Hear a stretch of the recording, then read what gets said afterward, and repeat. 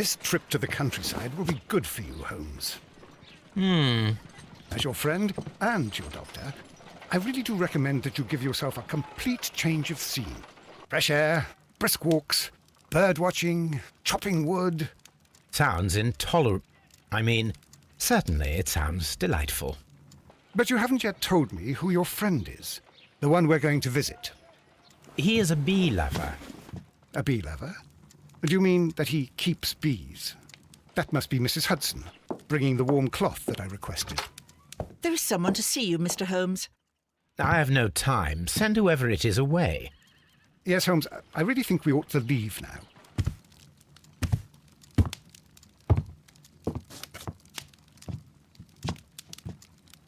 Mycroft.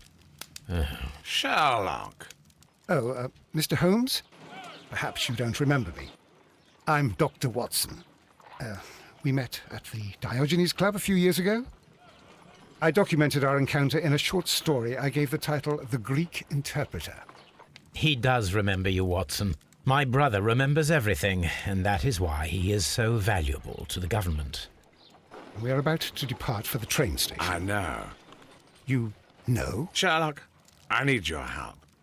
There are people who presently threaten both our country and the Crown itself. You must help us with those methods of yours. Need? Help? Those are not words I would readily associate with you, Mycroft. I wrote you a letter, but you did not reply. And this is not about politics. It's about people. People similar to those whom you pretend to defend in your petty detective affairs. Everything is about politics with you, Mycroft. I'm not interested. Have some of your agents, your spies, or worse, undertake this job of yours. You are defending your people, and they have little to do with the people I choose to help, I can assure you. That is the point. You think exactly as they do. Who are they? The Merry Men. He is talking about the Merry Men, a band of idealistic terrorists. Sherlock, do please think about it. They are planning something diabolical. Your country needs you. You need me, Mycroft, and you are not the country, although if your waistline expands very much further. Mrs. Hudson, tea will not be necessary. Dr. Watson, the train conductor, Mr. Parker, is aware that you will be 7 minutes late. You are in the 4th car. The train will be waiting for you. Sherlock, enjoy your time in Staffordshire. And do, please, at least write to me on your return.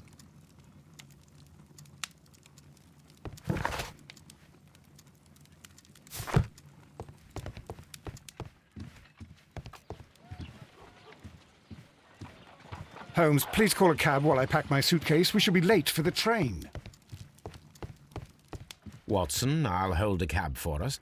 We leave in 5 minutes for the station.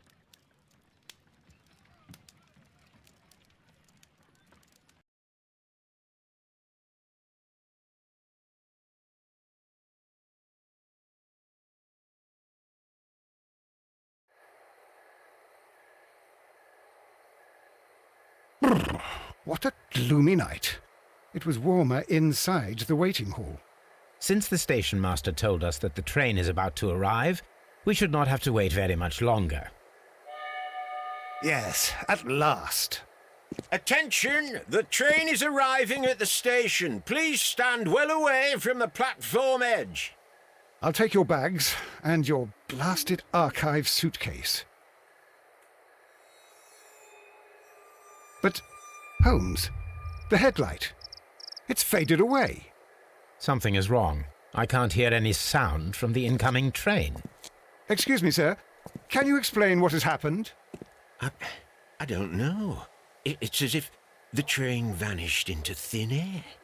Holmes, say something. Quick, fetch a lantern and let us take a look. It's too dark. Only fog and rails, nothing else. There is no use in stumbling around here at night.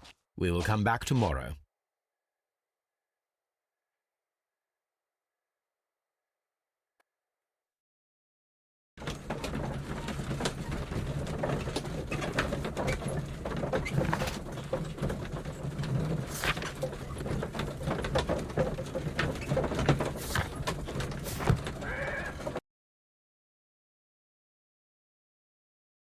Well, here we are again at Evesham Station. We have a full day ahead. Let us begin our investigation. Trains can't just vanish without leaving a trace. It isn't possible, is it, Holmes?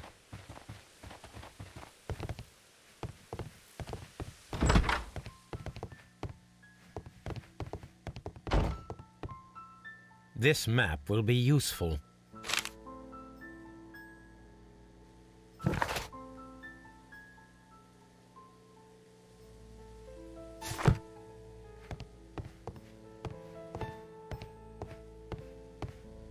What should we do next, Holmes?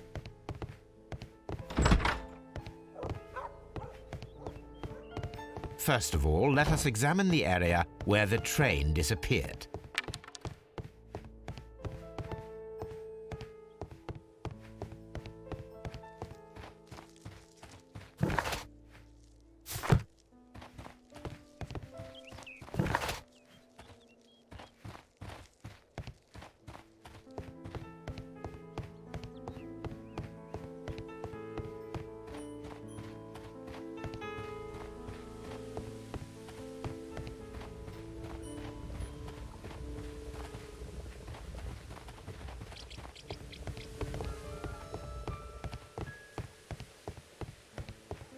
First of all, let us examine the area where the train disappeared.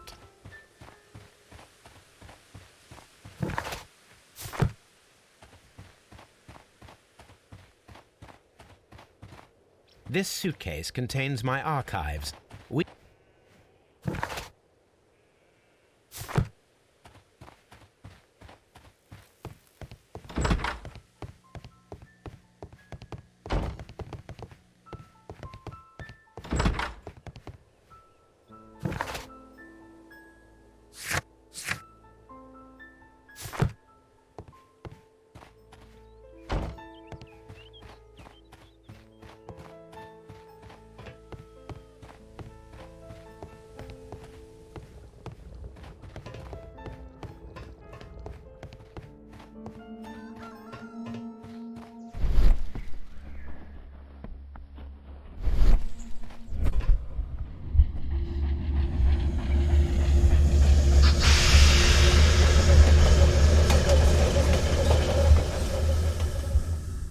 This is the place where we saw the train vanish last night.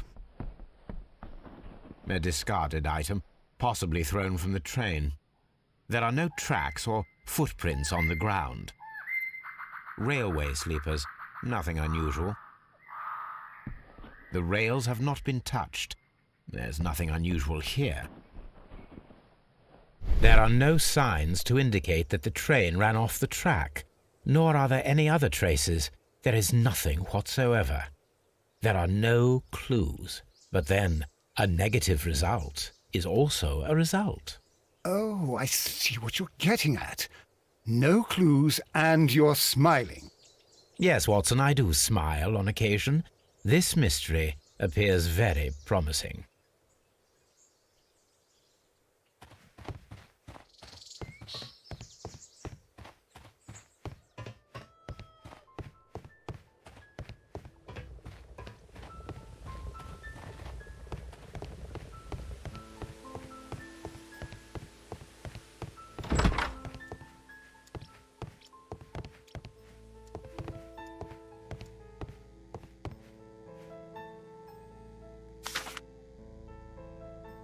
A new telegram. I think we should meet this Mr. Robinson.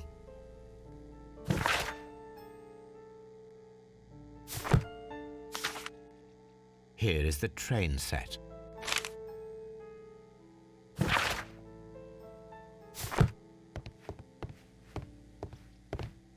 A telegraph.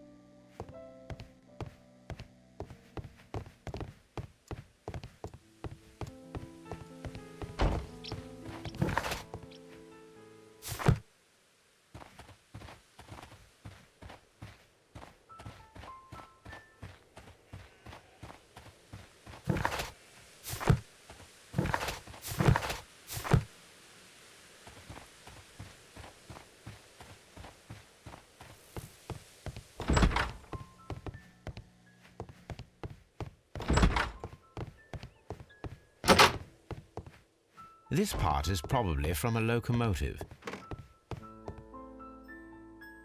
An old locomotive bell.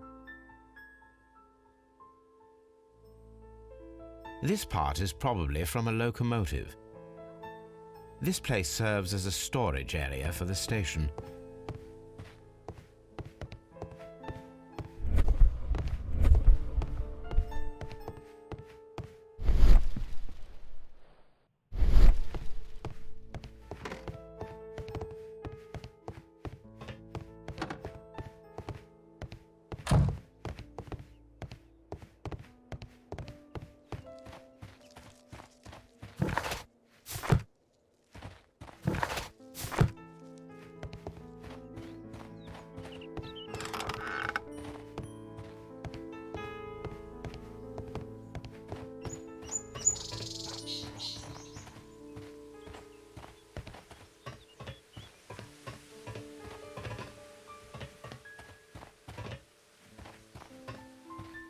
There was a building here not so long ago. But I don't understand, Holmes. Why would anyone destroy the shed in such a manner? It was disassembled in great haste. It is most odd.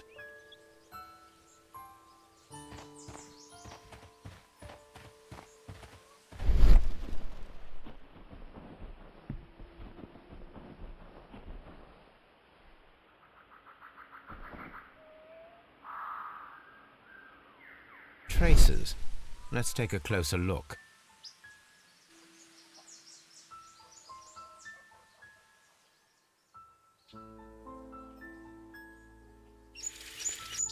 The distance between the tracks is about 6 feet 7 inches. The vehicle would have been heavy, as these tracks are quite deep. These traces are relatively fresh and were made by a large truck loaded with materials.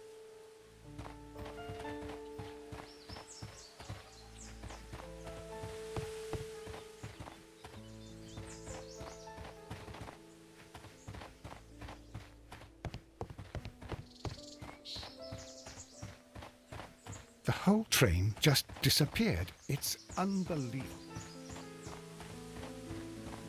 This road should lead to the town of Evesham.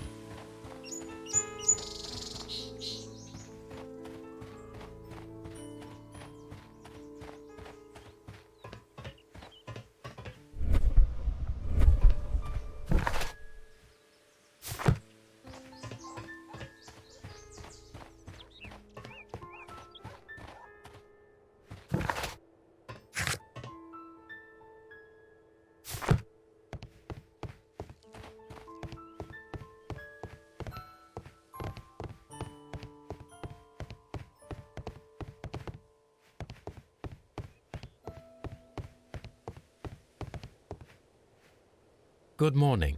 Allow me to introduce myself. My name is Sherlock Holmes, and this is my friend and colleague, Dr. Watson. Yes, I remember you. I'm Station Master Everett. You were here last night. So, you are Mr. Holmes, the great detective. Will you be investigating what happened?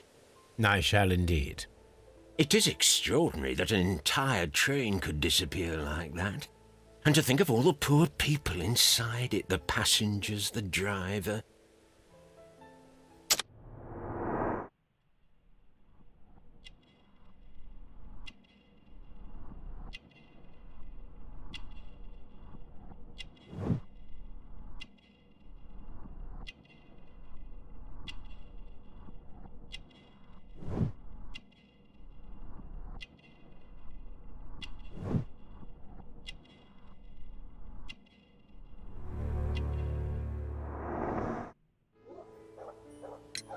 Could you please give us any details about the train? Well, there was nothing so very special about it. At least not that I can recall. My memory's not what it used to be. However, if you need it, you can have the train composition report. It's inside my office. According to the train composition report, there was a special wagon.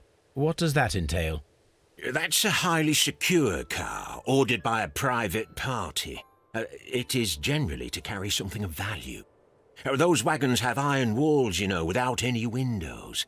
And they're fitted with a complex key lock. That is important information. Do you know what was inside this particular wagon? Certainly not. No, that's private. And it's not my responsibility to allot the wagons to whoever. Was there anything exceptional about any of the passengers aboard the train? What do you mean? Like officials? I wouldn't know. Oh, but now that you mention it, yes, there was something. There was a message from Bridlington station saying that the train had been delayed because of an issue with the passengers. But what kind of problem that they didn't say? That is interesting. You mentioned a problem at Bridlington station. I should like to visit this station. Could you mark it on the local map? Of course. It's a suburban railway station. You might take a cab there. It appears that there was a small warehouse near your station and that it was disassembled. Why is that? It was burgled overnight about 2 weeks ago. The police have already started their investigation, but I doubt that they'll find anything. What was inside the warehouse? Nothing of value. A few 100 feet of standby rails and some spare railway parts. But it wouldn't be easy to steal all of that. Why would anyone want to? See you later, my good man. The entire train has disappeared. It's a disaster.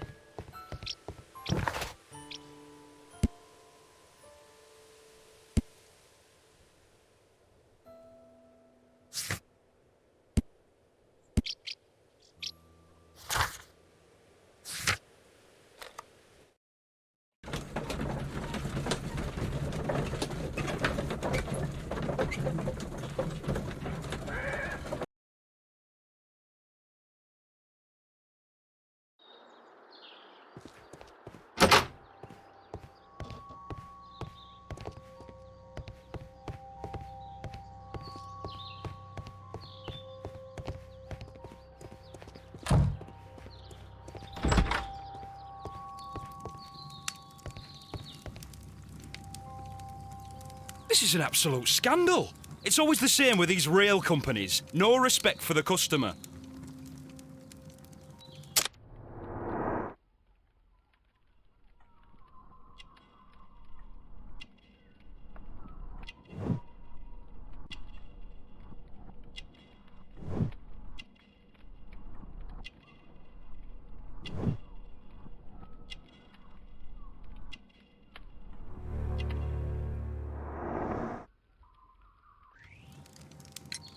Please calm down, sir. What is your concern? Concern? What is my concern? I'll tell you what my concern is. Last night, I were on the train as usual with my colleague, heading home. Then along came this ridiculous ticket inspector, who started arguing that our tickets were invalid. He made us get off the train, and he was extremely rude about it. Were you aboard the train that vanished last night? Yes, I heard that it disappeared. But I don't care because we would have stopped before then anyway. Our tickets were valid and no doubt about it. And then, to top it all, the ticket inspector pushed everyone else out too, except for a bunch of rich. Well, because their type don't need a ticket. Can you recall anything more specific about this fortunate group? Well, yes. They were all foreigners. Spanish-looking toffs with snake eyes. Goodbye, sir.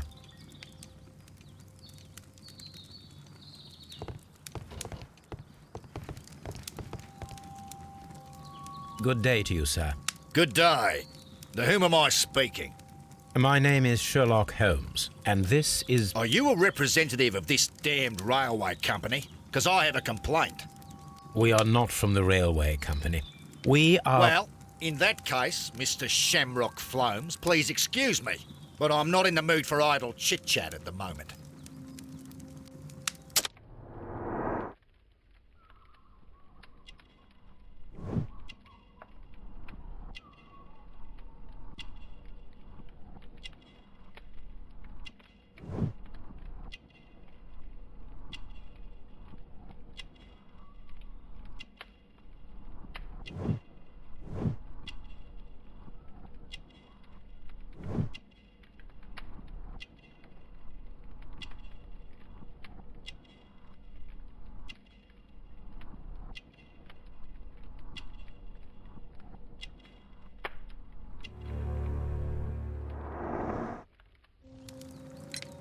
You must be Mr. Robinson, is that correct?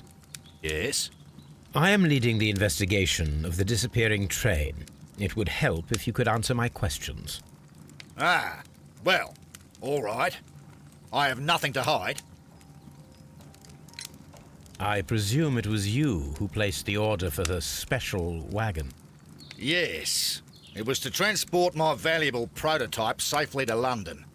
My prototype is a revolutionary device. It is capable of producing electricity.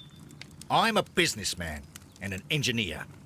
I had already found several potential customers for my invention, but I was very optimistic about the directors' board who were travelling on the train last night. You mentioned a director's board.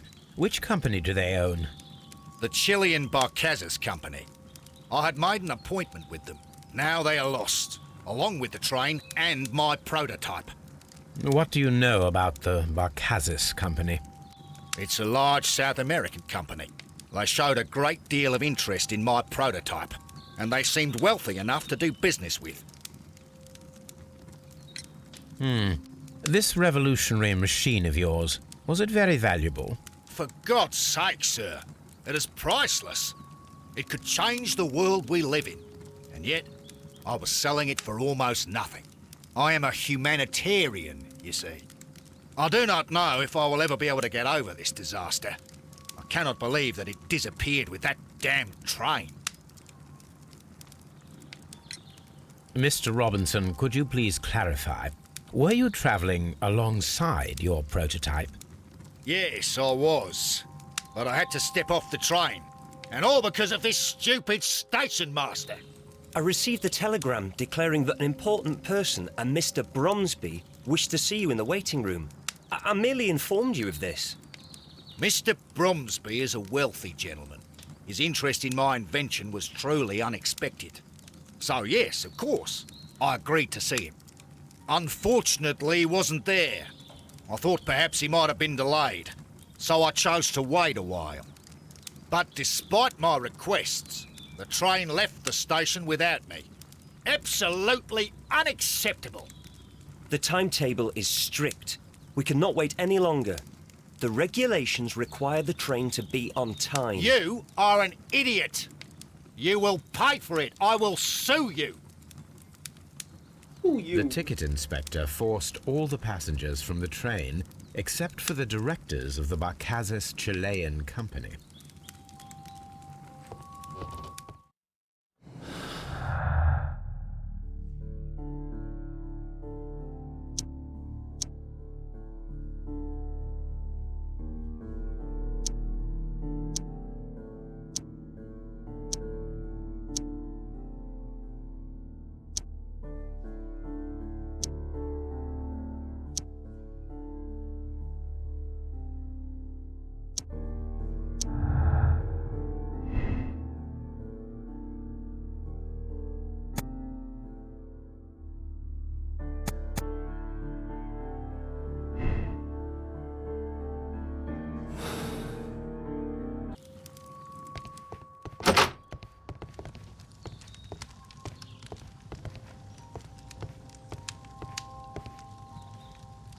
Good day to you, gentlemen. How may I help you? Good day to you, sir. My name is Sherlock Holmes. I am investigating the unfortunate disappearance of last night's train. I see. I'm Station Master Bertram, but my supervisor has not informed me about this. I do not know if... Do not worry. I have only a few questions. Station Master Everett from Evesham told us that you reported a problem with some passengers last night. Indeed. This train is a regular line for those who work at Nottingham. But yesterday, everyone was asked to get off the train here at my station. I've no idea why, and it delayed the train. But the worst of it is that now I have to deal with two furious passengers who are complaining about the company's service. They stayed here the whole night, but people do not usually pay much attention to the regulations, you see. There are very strict and clear rules. Paragraph 234 of Article 2G-43 states that in the event of a complaint, you must... Yes, thank you. I understand.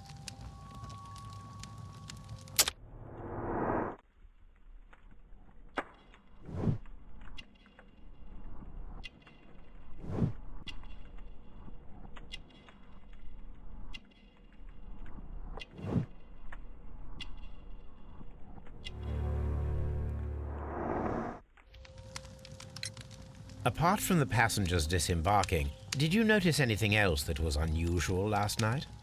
I did. And I mentioned it in my report to our higher management on the matter. What was it? Sorry, but I can't tell you. The station master's reports are confidential. Confidential, you say? How long have you been working here? I've worked here long enough to be quite capable of managing a railway station.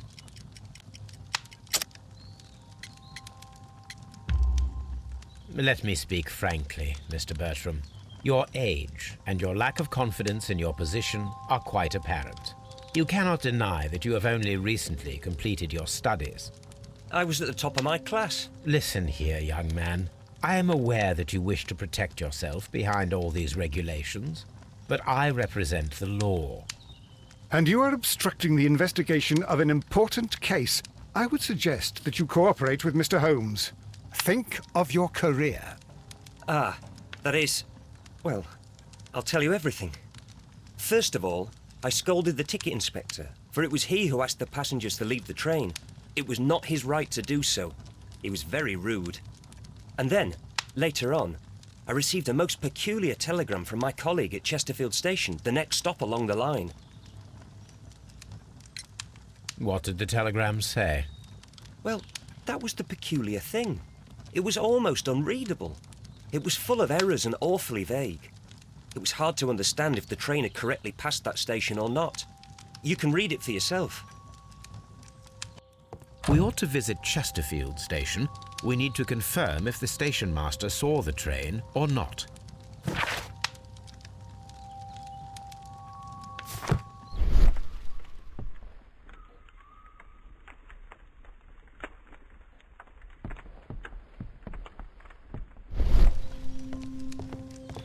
Don't touch anything, please.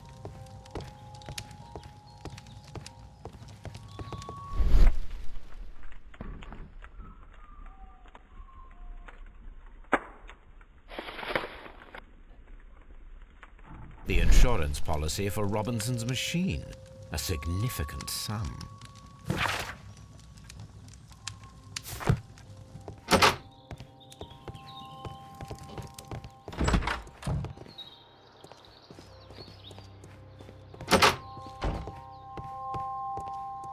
Railway post bags.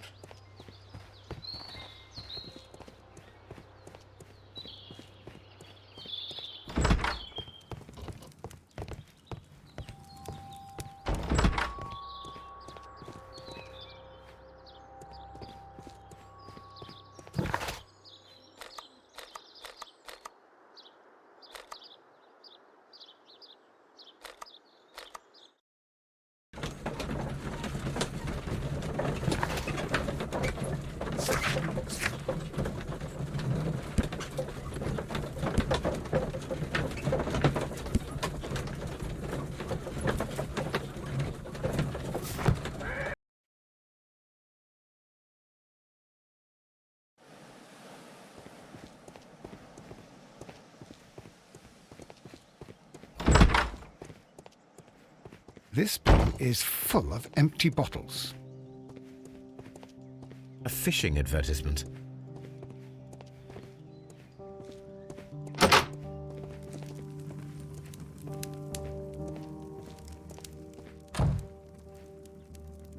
How could he fall asleep at work like this? Excuse me, sir. Wake up. Ah, his breath. He must have swallowed half a distillery. And that explains the how. By his sleeping off the alcohol, you mean? Wake up, please, sir. Huh? What? The 18 hours 72 train has arrived? Good day to you. We are investigating the disappearance of last night's train, and we should like to ask you a few questions.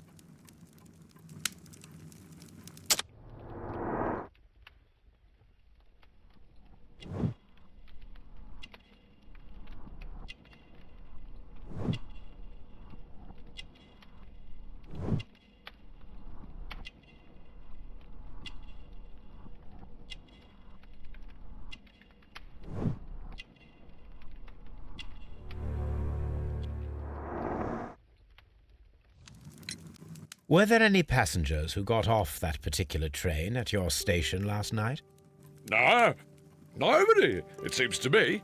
Although I did not leave my office, so... No doubt you were very busy. You don't say. You can't ever get any peace around here. Now you have to send a telegram each time a train arrives and departs. Station Master Bertram from Bridlington showed me a strange telegram that he received from you last night. It concerned the train, but it was barely comprehensible. What? He's a fastidious little twerp, that Bertram. I remember everything quite clearly. It was late, and I was tired, but I did my work. So what? There's no need to be so petty.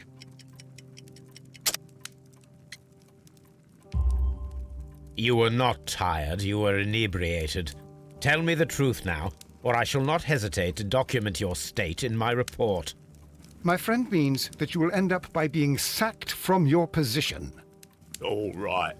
So I was drunk. I don't remember all of yesterday, to be truthful to you. Please don't go harsh on me. Holmes, this man has consumed a considerable amount of alcohol.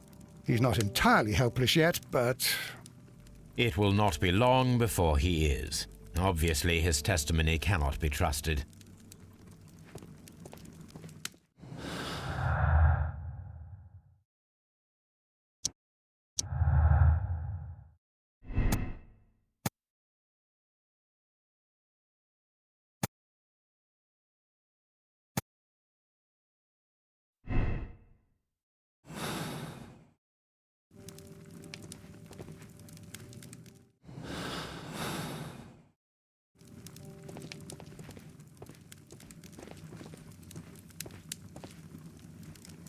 I had thought that all station masters knew the Morse code, but apparently not. A telegraph.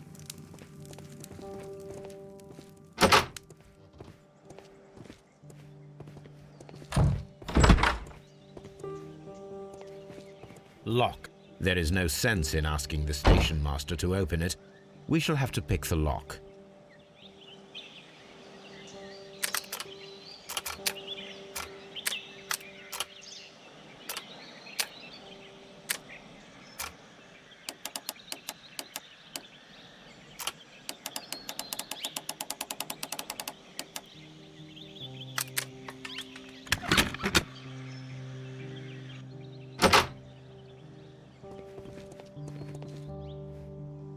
These tools were used quite recently.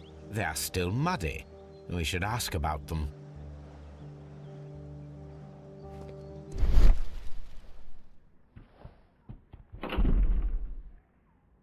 Bags were recently dragged here.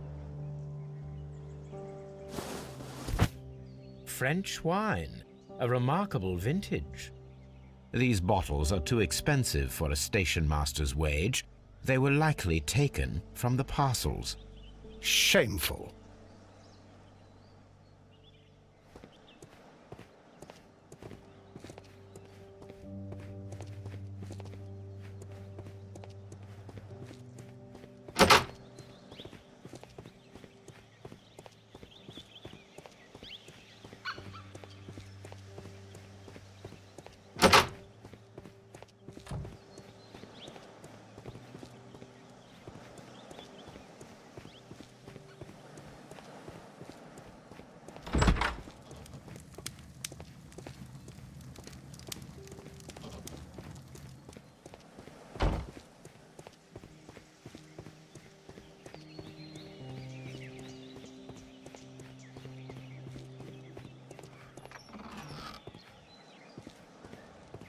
A handcar wheelbase. Interesting. It appears that elements of the same construction were scattered everywhere. Watson, please tell me, do you believe in magic? Of course not, Holmes. Then you are of the opinion that a train cannot simply disappear. Well, we both know that that is obvious. Why are you asking such peculiar questions? A little patience, Watson. You will understand my point quite soon. So, are you quite certain that you saw the train at Evesham Station? Yes, of course. We saw it coming. The headlights, and heard the whistle. But that is it. We didn't see the train itself. But... Oh, Holmes, I'm a little confused.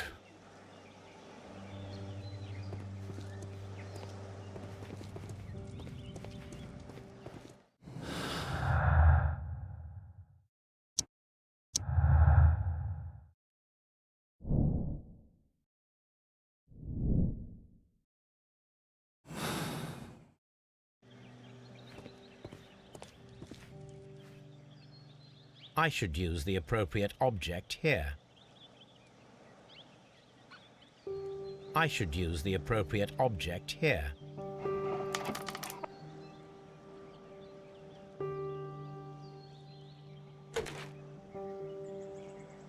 I should use the appropriate object here.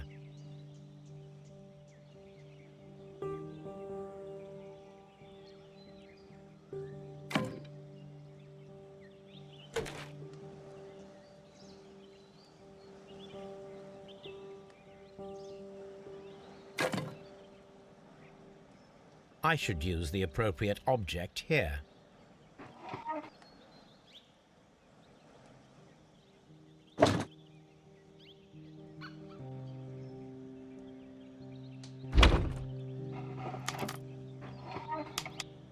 I should use the appropriate object here.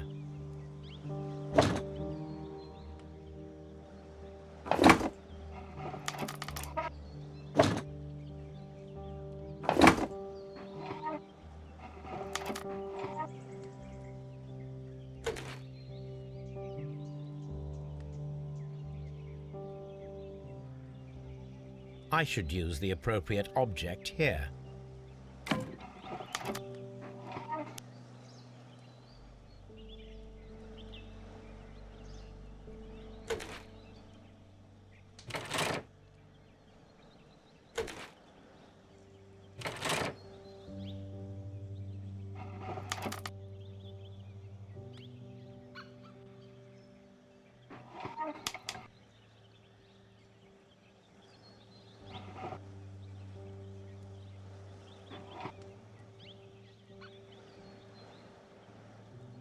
I should use the appropriate object here.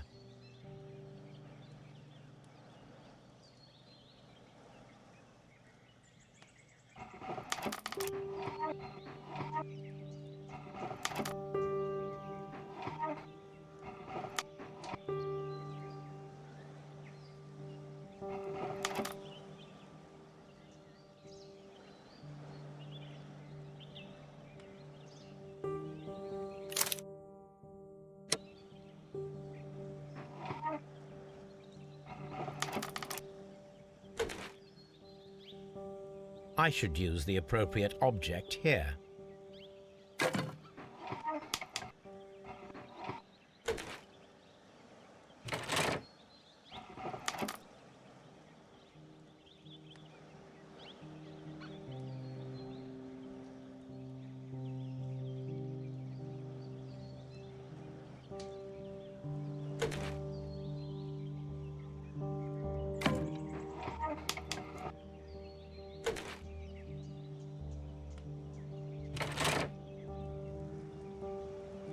So, now here we have the fake train that we saw approaching Evesham Station last night. Doesn't look much like a train to me. Be patient, Watson, I haven't finished yet. Try using your imagination. Our train requires only a headlight and a steam whistle.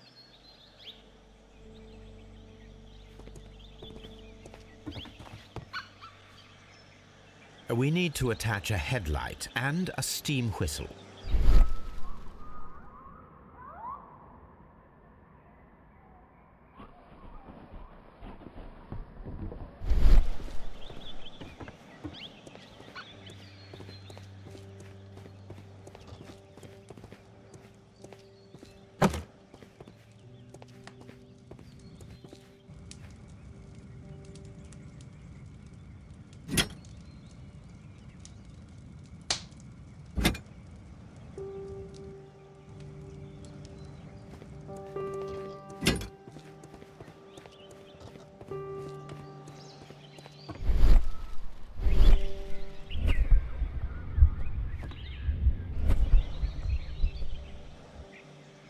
The long pole is now attached.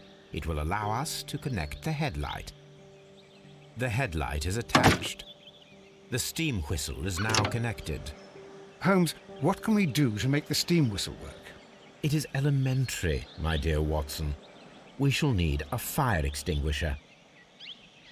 The fire extinguisher. Now let us see what we have here. The steam whistle is ready to be used.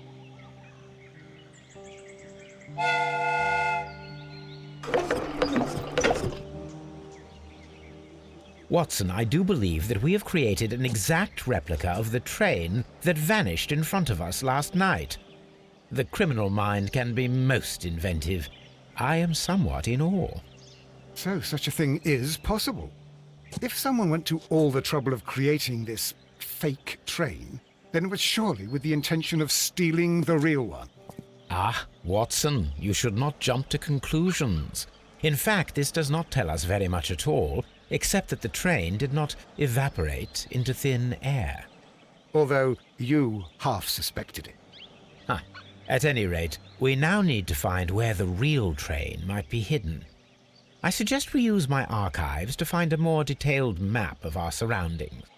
Well, I hope that justifies our having to load your massive archive suitcase onto the cab. It made us extremely unpopular with our driver.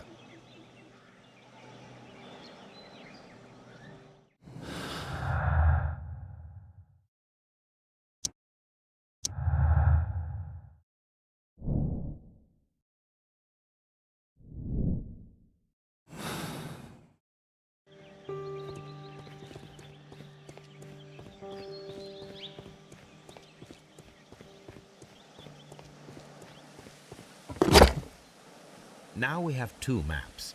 We must combine them properly.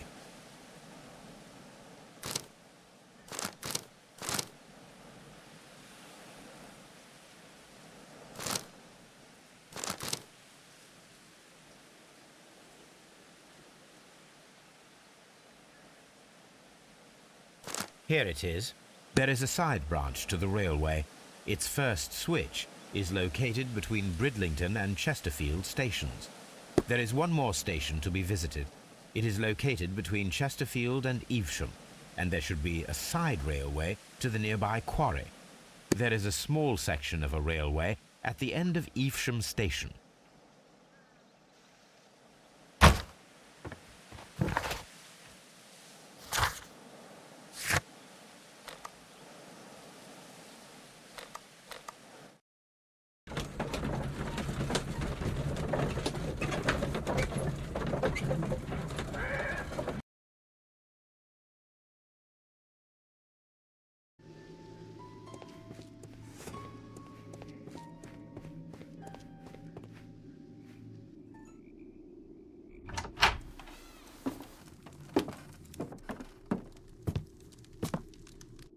A funny character.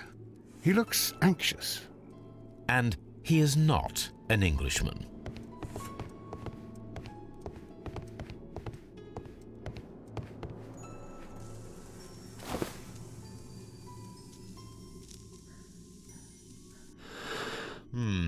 This scent is familiar to me, but in order to recognize it, I must combine my associations into one picture.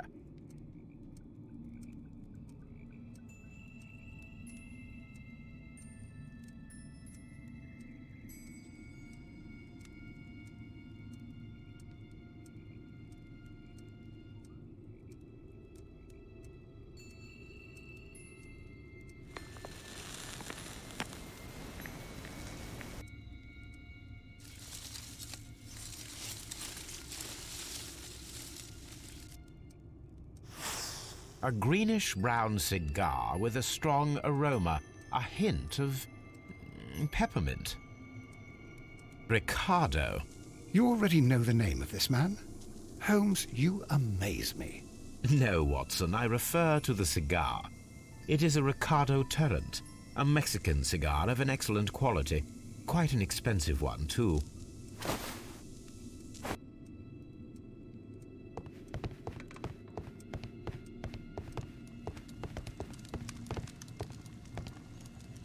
newspaper articles on horse racing, hurdle, steeplechase, and flat racing. He is a true enthusiast, Holmes.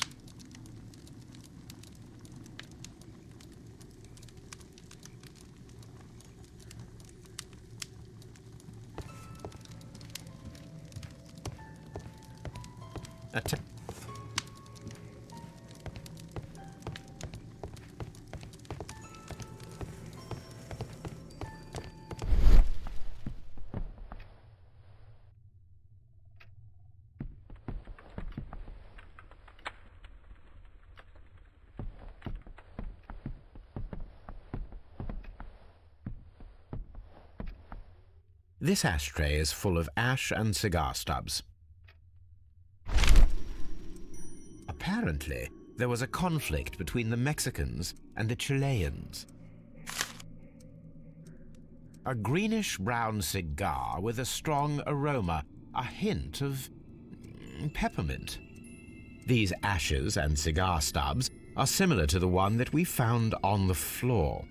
Some of the stubs were recently smoked. There are others that appear fairly old. That means that the fellow spent several days here. Judging by his clothes, he's hardly a traveller or a tramp. Well concluded, my dear fellow. A man who smoked the Ricardo brand of Mexican cigar spent several long days at Doncaster Station. This ashtray is full of ash and cigar stubs.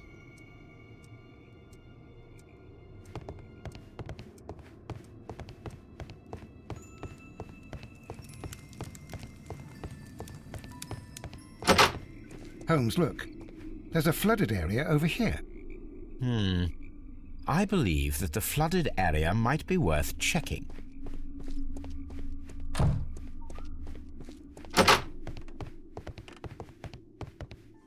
This postbag belongs to the station master.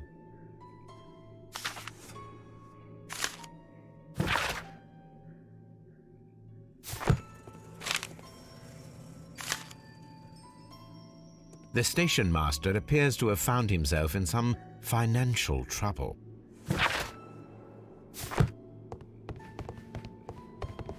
Railway post bags.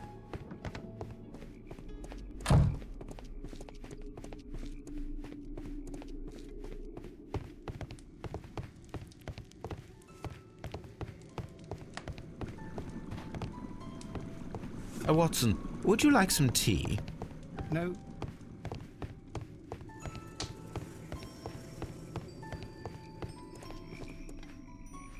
Good day to you, sir. My name is Sherlock Holmes, and this is Dr. John Watson. We are investigating the case of the vanished train. Is that so? Well, good day, gentlemen. I am Mr. Duff, the station master of this station.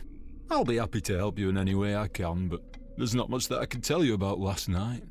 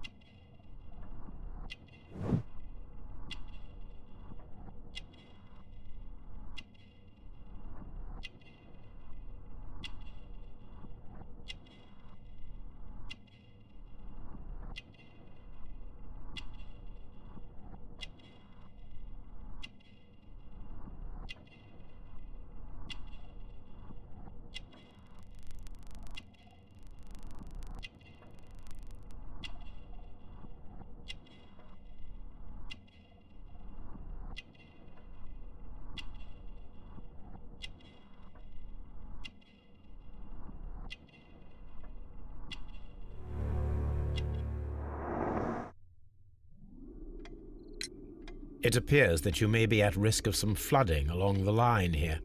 You mean that the whole bloody lake is at our feet? Quite so. But it is strange, because according to my map, there should be a quarry here, and behind that, the lake. How should I know? I only arrived here a few months ago. And where did you work before that?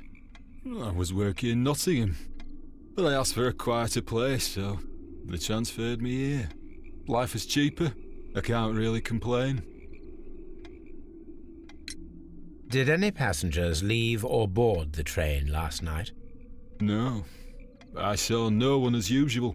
I reported the train's passage by telegraph. Just the same as all the other nights. There was a gentleman of Mexican origin, I believe, in the waiting room. Did you notice him? What? A Mexican? Here in the back of beyond? Are you quite sure about that? Goodbye, sir. It is obvious that we cannot inspect the quarry. Instead, we can check the beach area around the flooded lake.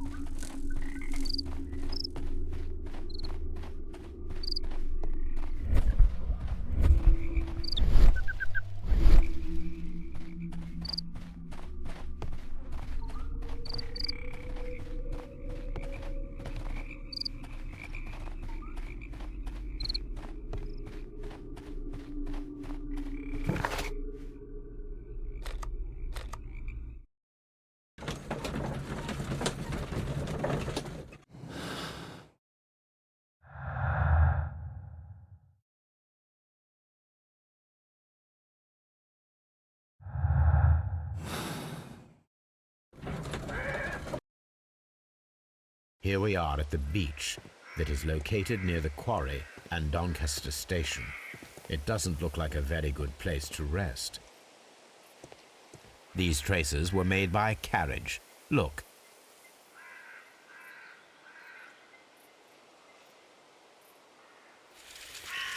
Nothing interesting here. Nothing interesting here.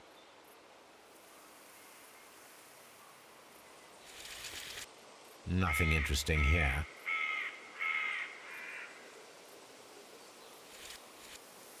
Nothing interesting here.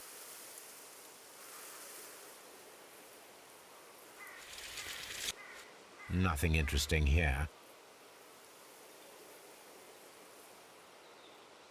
Nothing interesting here.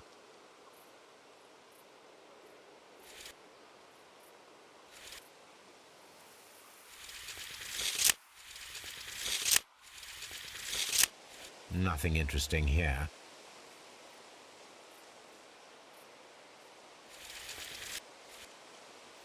Nothing interesting here.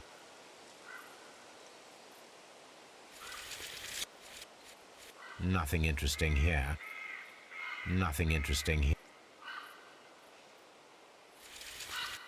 Nothing interesting here.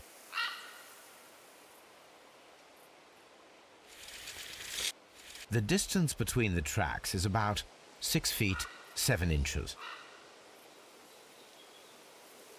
The vehicle would have been heavy, as these tracks are quite deep.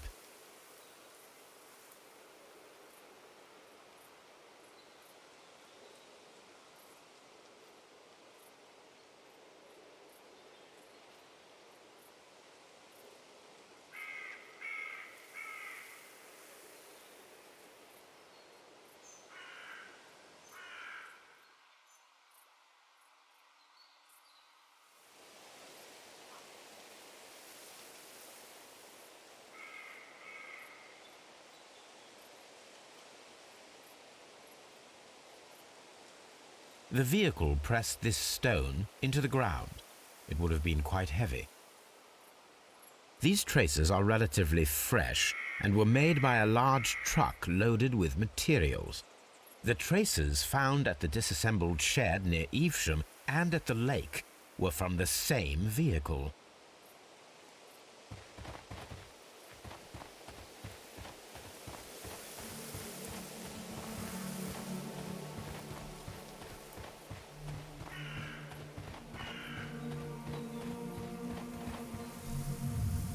An advertisement for lake cruises.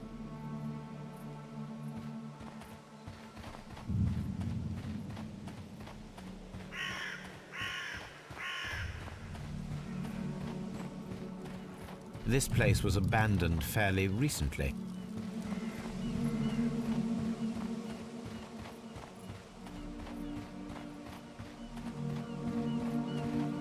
Observing the coastline and the moored boats, we are able to see that the lake's water level dropped. The lake has flooded the quarry. The dam was probably breached.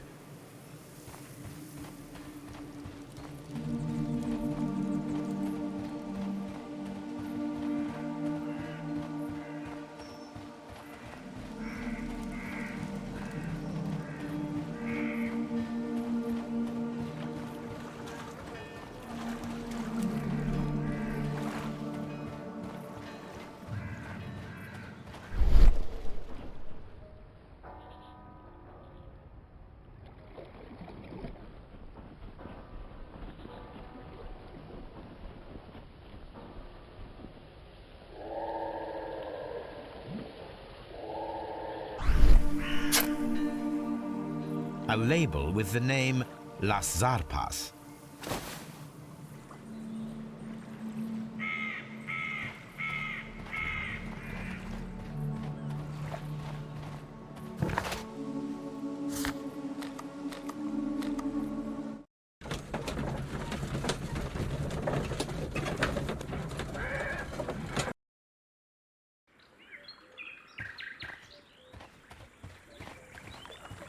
The switch is rusted, but it still works.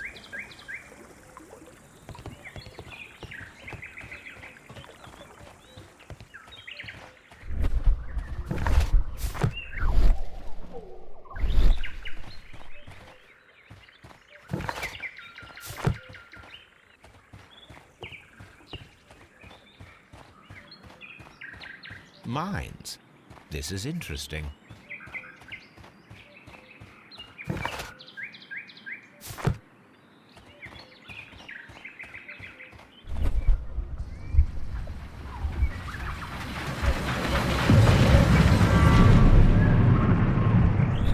It would be quite possible for someone to redirect the train towards the mines.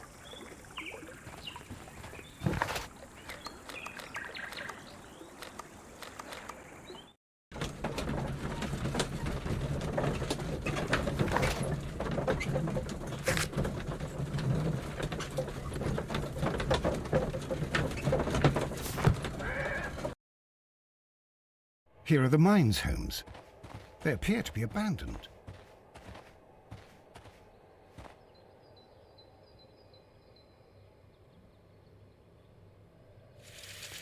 The distance between the tracks is about 4 feet 8 inches.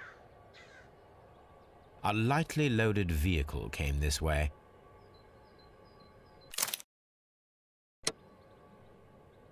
There is a wooden beam lying on the rails. A small vehicle with wooden beams went down this way.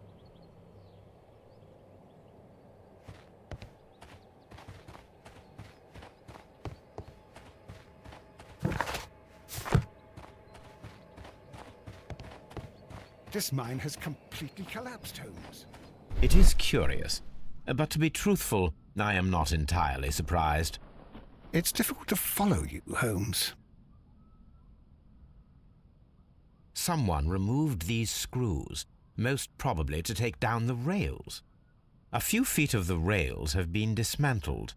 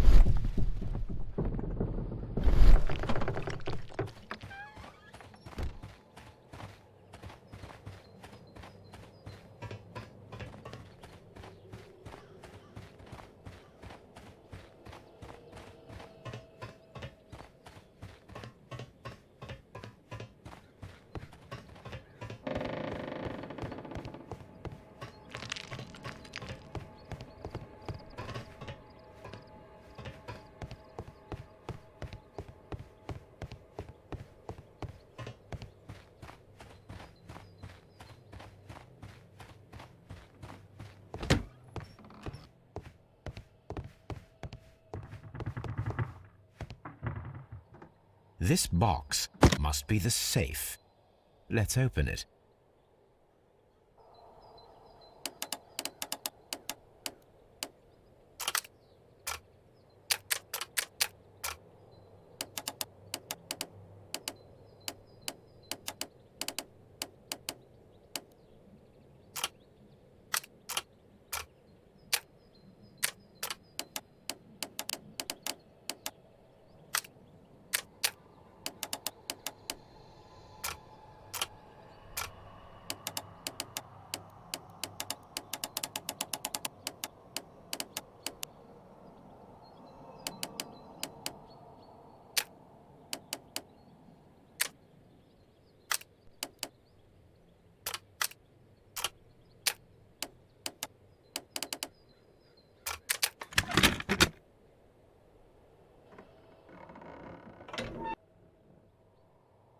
The Mexican company Caracal and the Chilean Barcazas both want to buy the mines.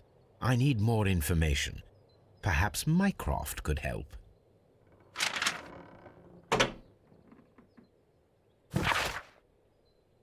Watson, it seems that both South American companies were involved in the purchase of the mine. The man at Doncaster who flared our approach, he smokes Mexican cigars. Perhaps... Yes, Watson. We should certainly speak with him.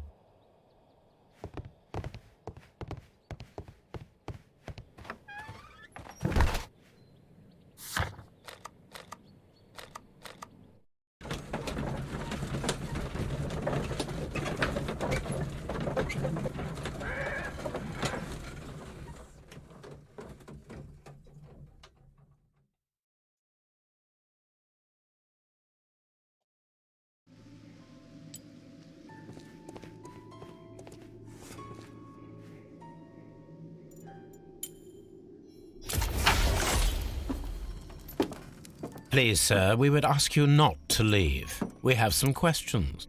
Are you the police? No, we are employed by the railway company. We are collecting witness statements about the train that disappeared last night. Lo siento, I'm in a hurry. Really? It seemed that you were waiting here for someone. Could you tell us if you were at the station last night? No, I just arrived from South America.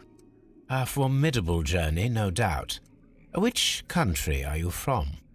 De Chile.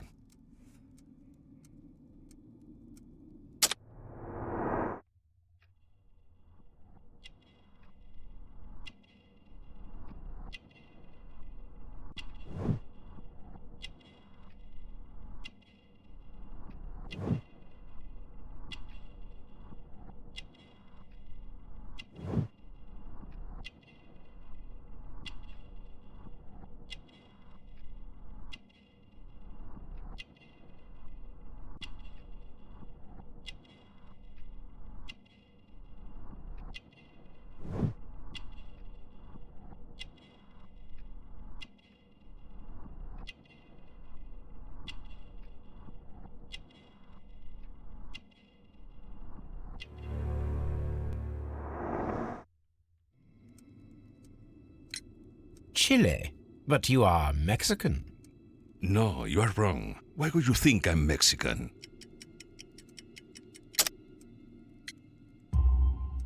Because of your cigars. Sí, cigarrillos. So what? Those cigars are the Ricardo brand, from Mexico. It is quite impossible to find them anywhere but there. Pero not your business. I don't suppose that you are on vacation. What business brought you here? I was to meet my fellow compañeros, who were due to arrive yesterday. They were on that damn train. I will stay here and hope that the authorities find them, or their bodies. It's now my responsibility to repatriate them. Who authorized you to do that? The company I work for. Could you tell me the name of the company? It's not your concern. And what is your name? Enough questions. Buenas tardes. Not a very friendly man, and he is lying. He said that he just arrived, but we know that he has been here for several days.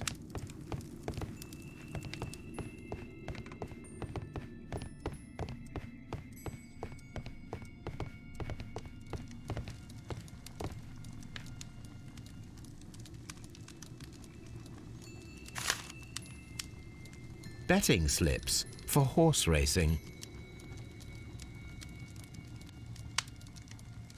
The sums are quite impressive.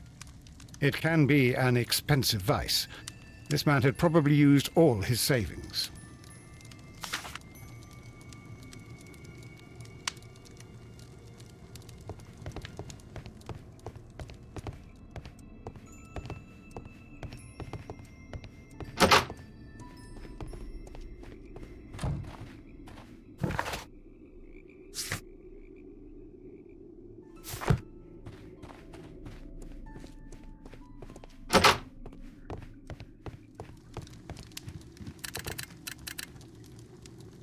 I asked Mycroft to find out some information on the WEA Coal Company. Here is his reply, and it is an interesting one.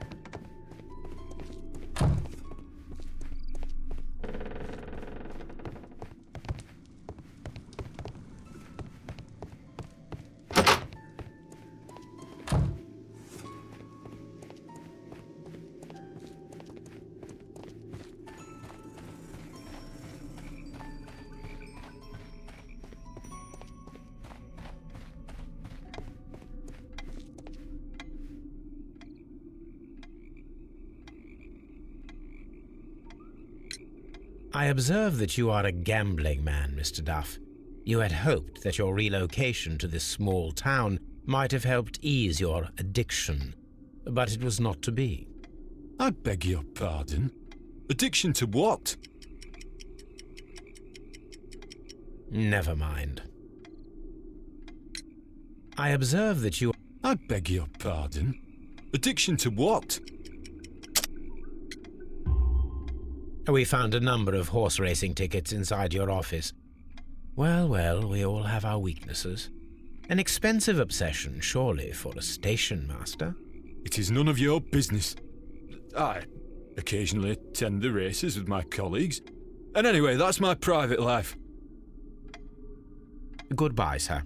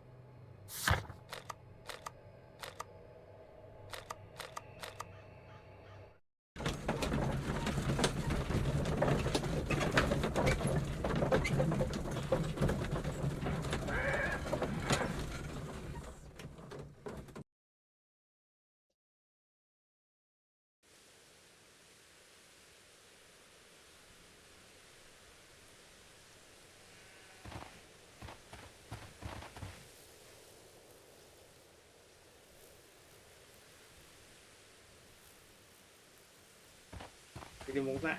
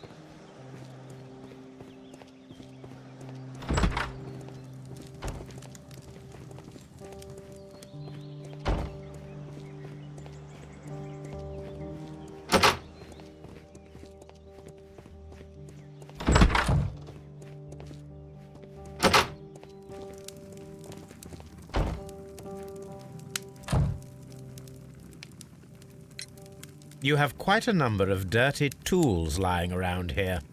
Ah, yes. Well, thank you for reminding me. I should clean them. Although, might be easier to put them outside. Seems it might start raining soon. I meant, what were they used for? Some workers come here and borrowed them from me. They wanted to lift the edge of the railway to one of the stations on the line, so that the water wouldn't come in too close. Who were these workers? Well, they didn't seem to be from the company, but they was fine lads. They invited me to share a drink. And whatever it was, it had a kick to it. They wasn't English. No, I don't believe so. But see, they knew just what a man needed to brighten up his dull evening.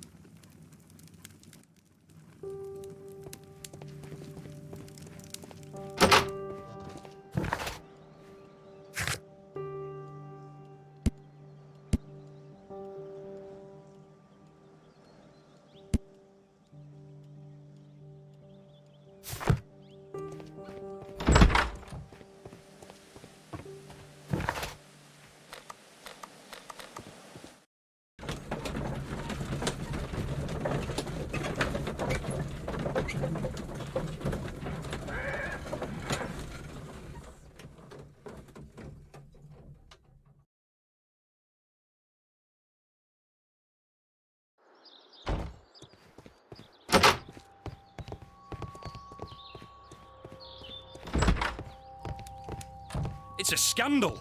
An absolute outrage.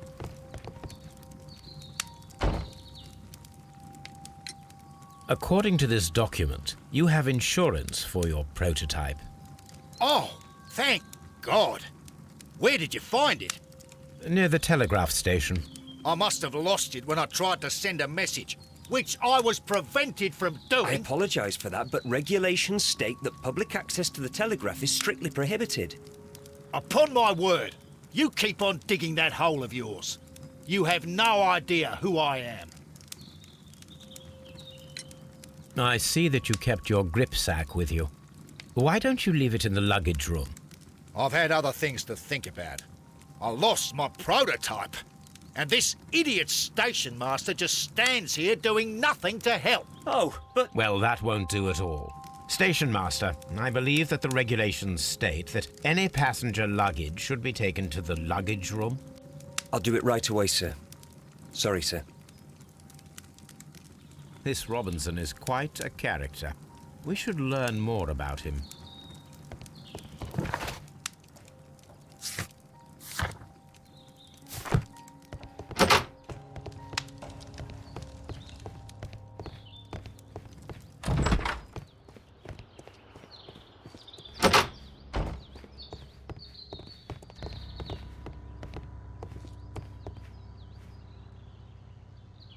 This grip sack belongs to... Mr. Robinson. I think we should open it, Holmes. This is what they call force majeure. I'll keep watch. Of course.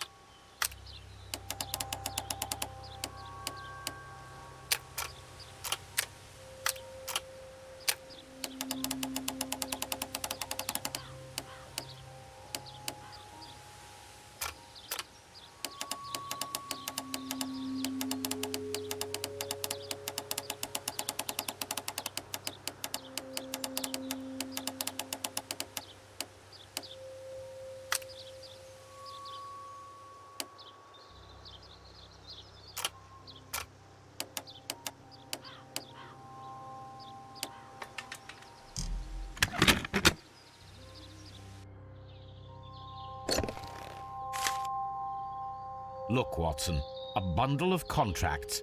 Very suspicious. We should study them carefully. An exclusive sales contract. Mr. Robinson is the seller. Yet another exclusive sales contract. Mr. Robinson is the seller. Yet another exclusive sales contract. Mr. Robinson is the seller. Yet another exclusive sales contract. Mr. Robinson is the seller. Well, it is very clear that this Mr. Robinson received prepayments from various people for his machine.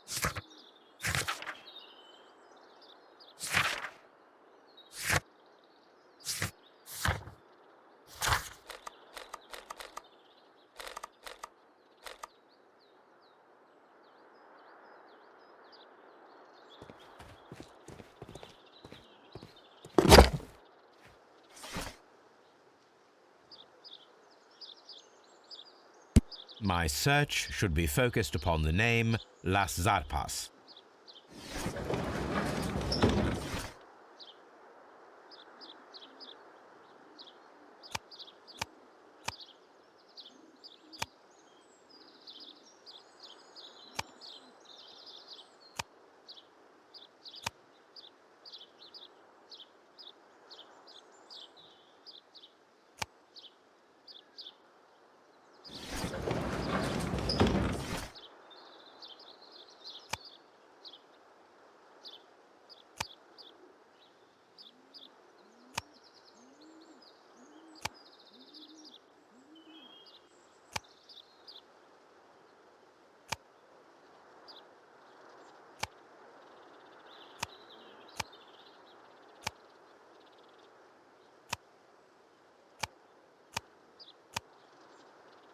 My search should be focused upon the name las zarpas.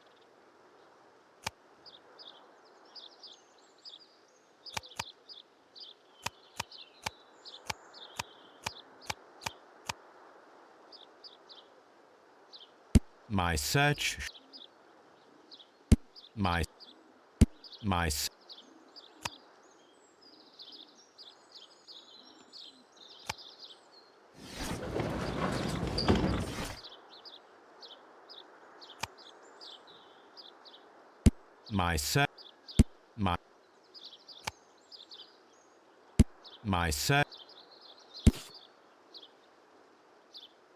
Here it is.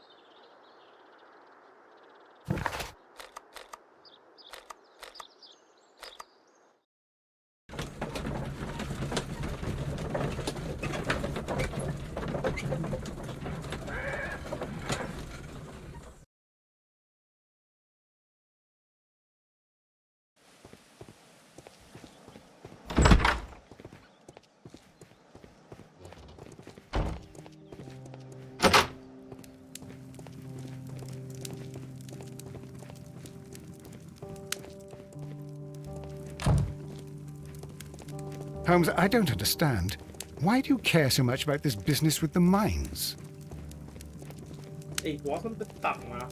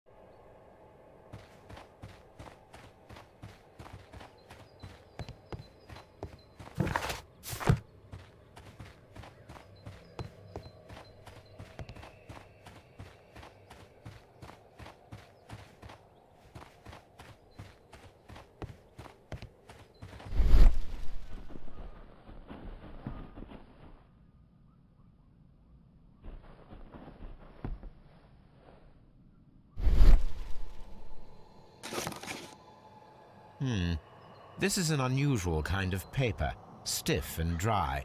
It was used for a specific purpose. Let us look inside.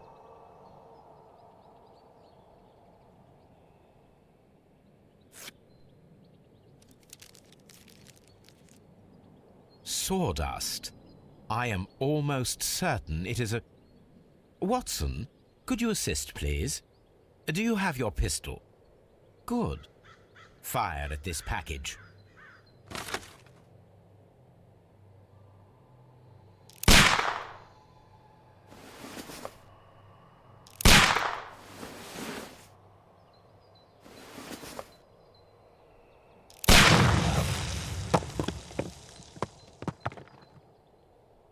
Dynamite.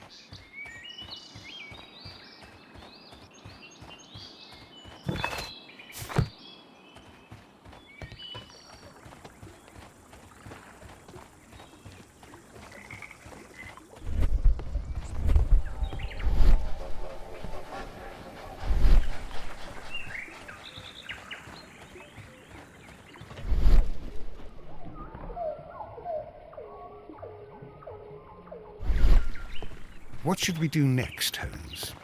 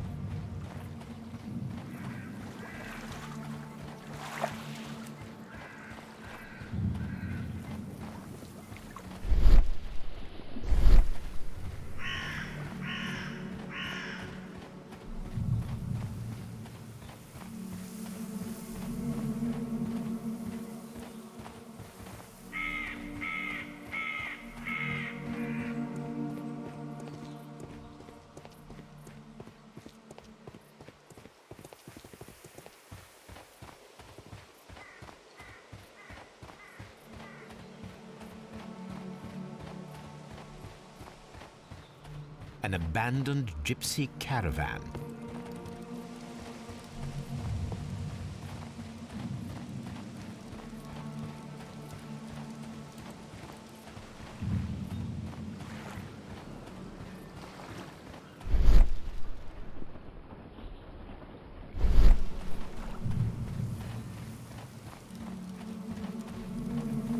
This place was abandoned fairly recently.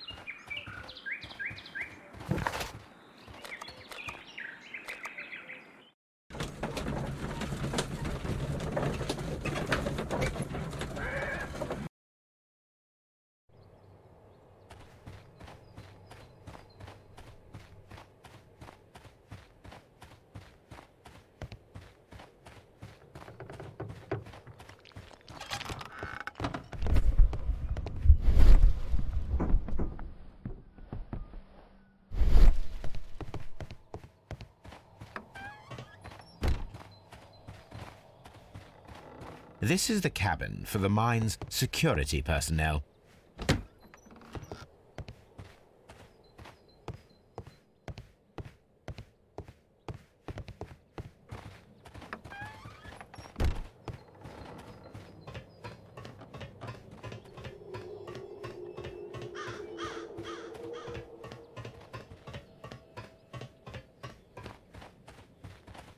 经没东西了。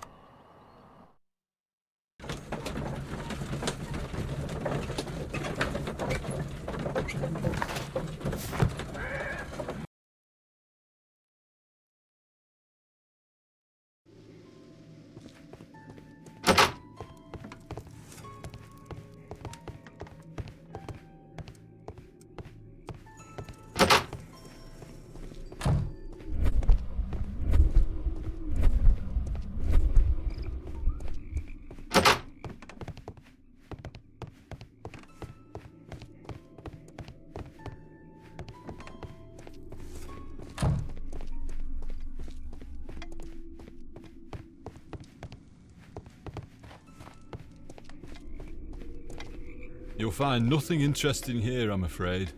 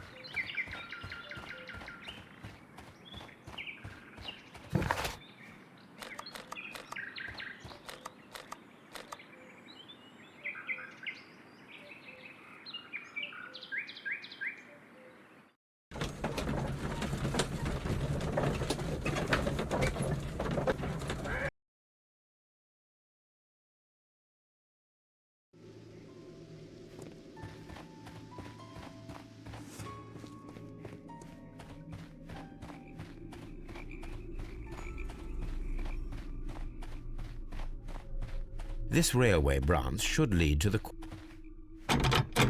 The switch is rusted, but it still works. The rail is rusted and looks old, but the railway is still usable. The railway ends here. That is strange.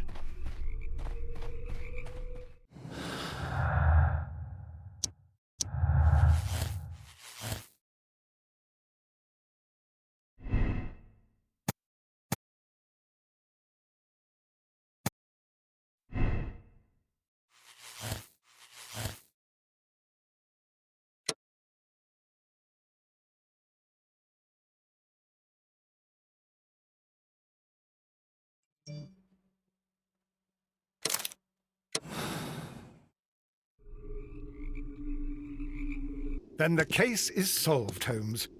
What do you intend to do? Well, I shall require assistance for the arrests. There were accomplices.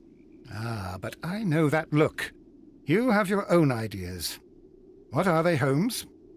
On the one hand, we have the local constabulary and advice from our friend Lestrade.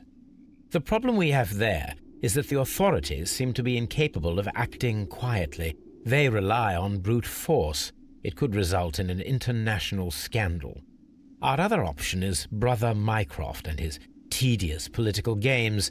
He will locate the guilty parties without any trouble, but it will be a long and drawn-out process, and possibly with some compromise that will be to Mycroft's benefit.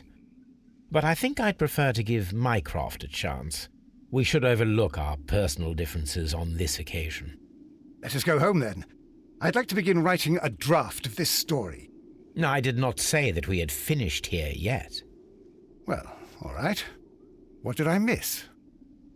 Watson, we know that the Barcazas Company directors were trapped under the collapsed mines, along with the train and Robinson's prototype. But we still need to corner the guilty party.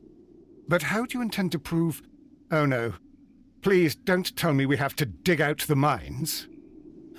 You may rest assured that I have a far better idea. We have only to use our corrupt Doncaster station master as bait. He will unwittingly trap our Mexican friend. Of course, you already had a plan. I shall follow you, Holmes. Well, the case is solved, and we shall be heading home. May we have 2 tickets to London, please? Right away, but... Wait a minute. You've solved the case? In a manner of speaking, can you believe that the rescue service miraculously saved one of the Chileans who were on board the train? The police have ordered his immediate escort to London on the next train. He pulled through, then? He's alive? Yes, by extreme good fortune. His condition is quite serious, and the method of transportation has its risk, but he will be held securely by the doctor and police officers. The gentleman carries some vital information on this case. I am sure of it. Ah, really? Your station will be famous, Mr. Duff. The journalists will be here before you know it. Goodbye, sir. Goodbye, gentlemen.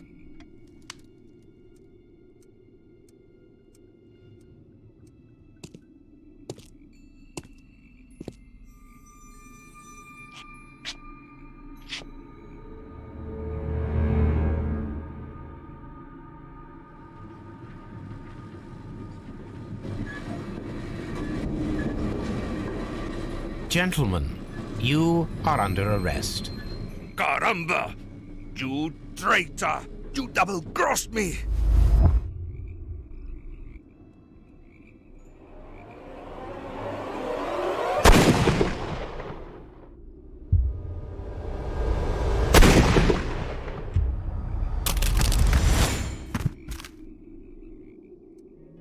How dreadful.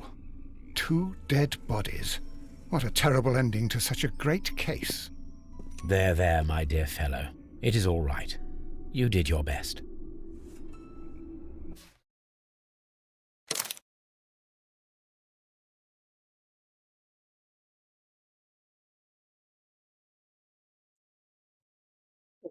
我要完美结局。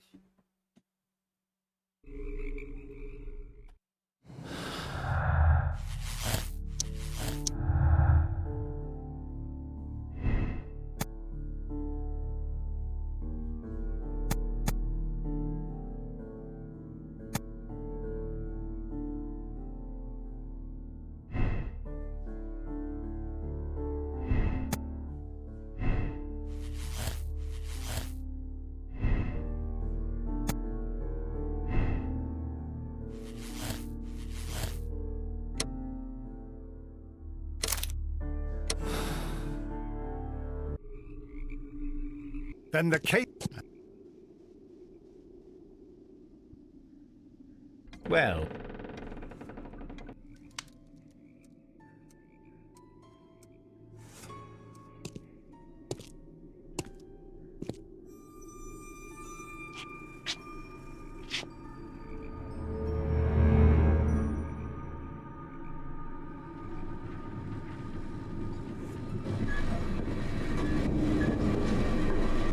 gentlemen, you are under arrest.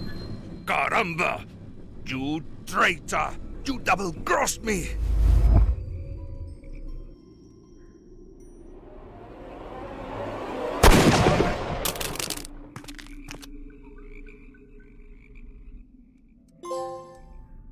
Good shot, Watson. I always knew you were a talented marksman. I didn't want another life lost in this case, Holmes. Oh my God!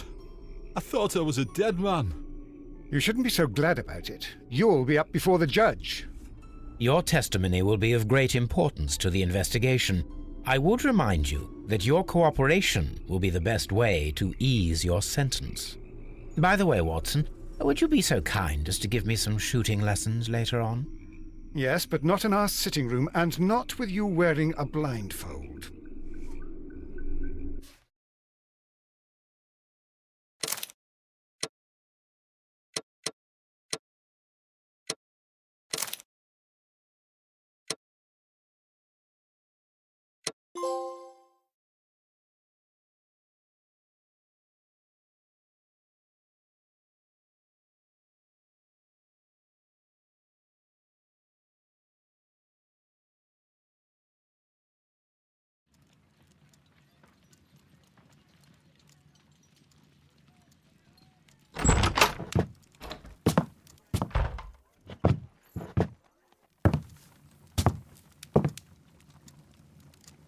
Holmes, what happened?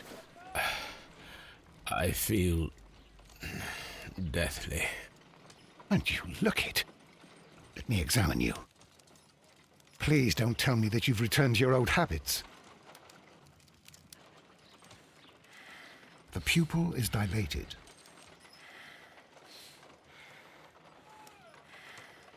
The temperature appears to be normal. I need to concentrate and count the heartbeats. I need to concentrate and count the heartbeats.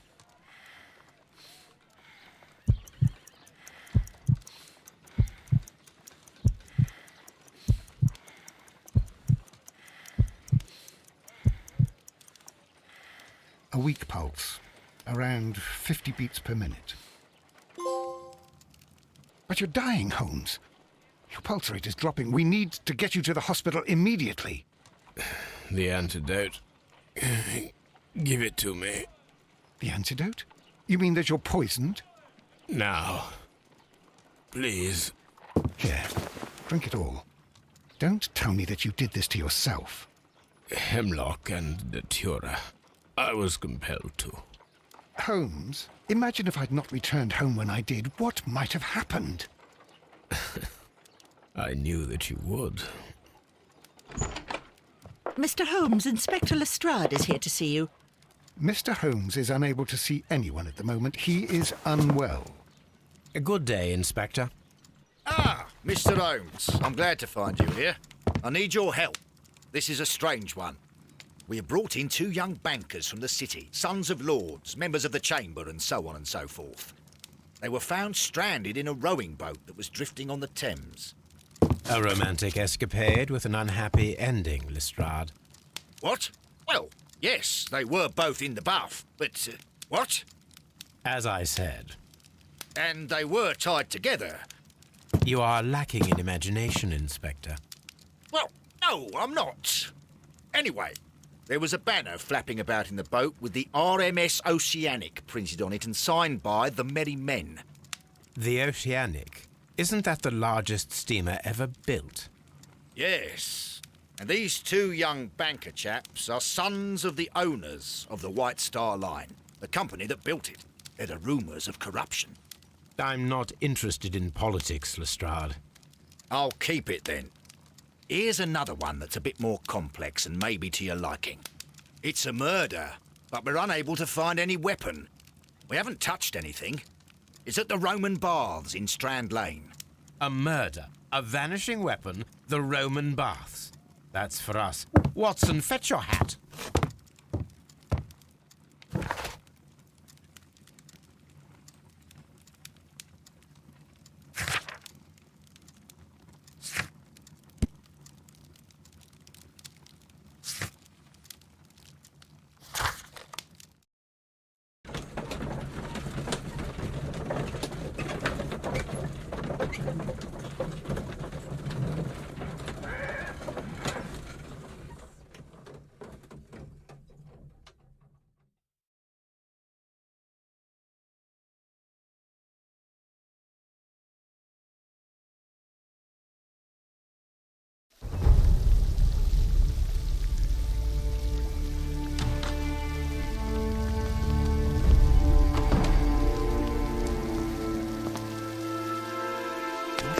Beautiful place.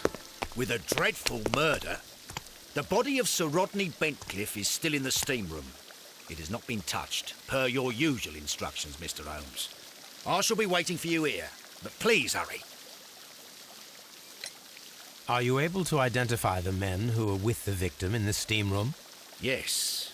The manager of the bath, Sir Gregory Pitkin, a lad from the City Council, Garrow, and an archaeologist by the name of Blinkhorn. I think the plump one, Garrow, did it. He doesn't seem right in the head. Well, we shall see. Was there anyone else here, apart from those gentlemen in the steam room? Yes, a Mr. Phillips. He was the one who called the police. He'll be able to give you more details. You found no murder weapon? No, and that's why I called you.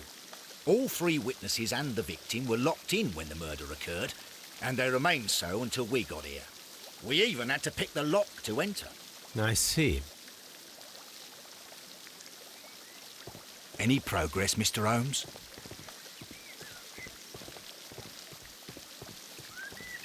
The steam room's on the other side, Mr. Holmes. Frigidarium. Good day to you, Mr. Phillips. My name is Sherlock Holmes, and this is my colleague, Dr. Watson. Would you be so kind as to answer our questions? Certainly, sir.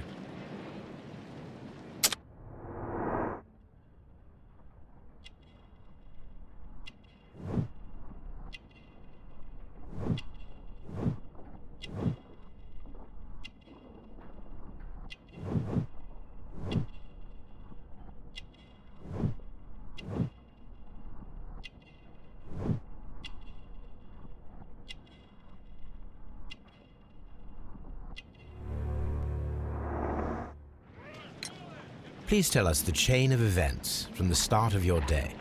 Everything that you can remember. The slightest detail may be of importance. Very well, sir. I came in at 6:30 this morning, and I opened the baths.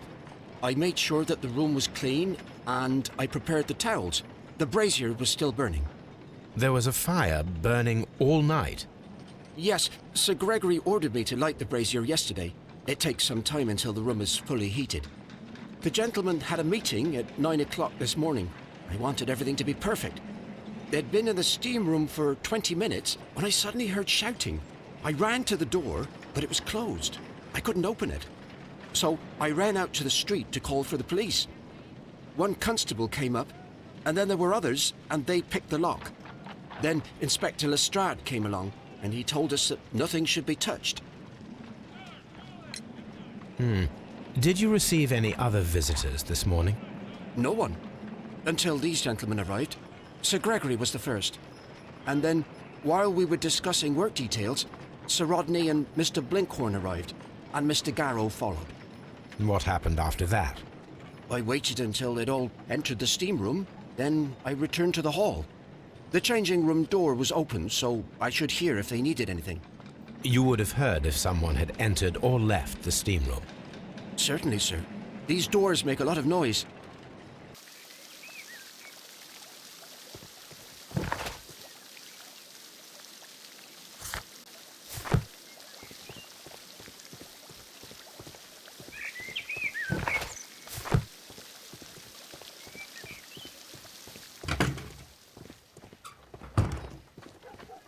These clothes belong to one of the suspects from the steam room. Clothes belonging to one of the suspects. Expensive clothes belonging to one of the men from the steam room.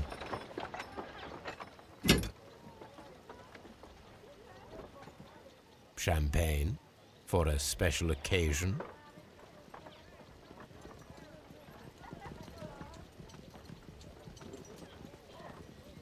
An ice bucket to keep the champagne chilled.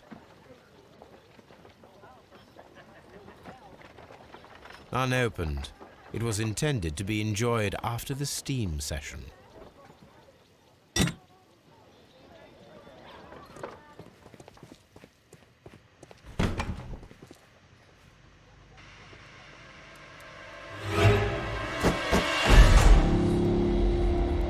Good Lord, Holmes. Ah, death with a peculiarly Roman piquancy. Like the one you almost had an hour ago. Let us forget about that.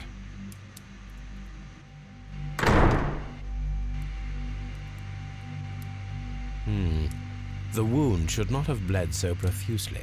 This pool is rather large. There was only one hit from the weapon.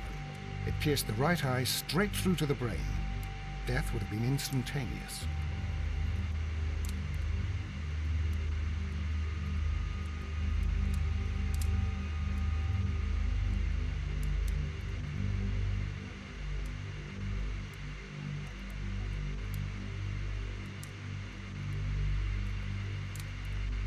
Some dirt or earth. I'll take a sample. Look, Watson. He was wearing a ring. He very likely removed it before the steam session. Well, death is very recent. Between 30 minutes to 1 hour ago. I think we have found all that we can here, taking into consideration the abysmal lighting. Constable, we have finished with the body. We don't have many leads here. What concerns me is that we still have to find the murder weapon. Mr. Holmes? Please have the body removed without disturbing anything else in the room. All right, Mr. Holmes. I was wondering, Holmes, it's fairly reckless to carry out a murder inside a closed chamber. Why do you suppose they did it? There are a great many possibilities. The murderer was in a hurry. Or he is an artist. Or a ghost. Or he wanted to ensure that I'd be brought in on the case.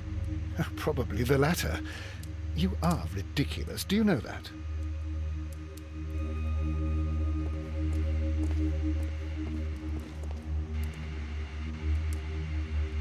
I should check this blood sample at Baker Street. This key was covered in blood. I should ask Phillips about it.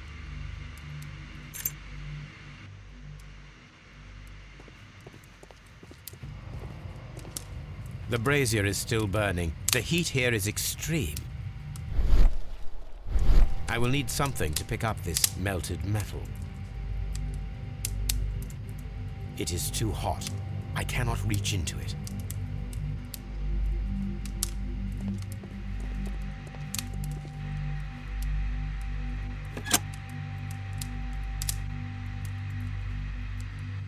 With the steam on, I'm unable to see even a few feet away.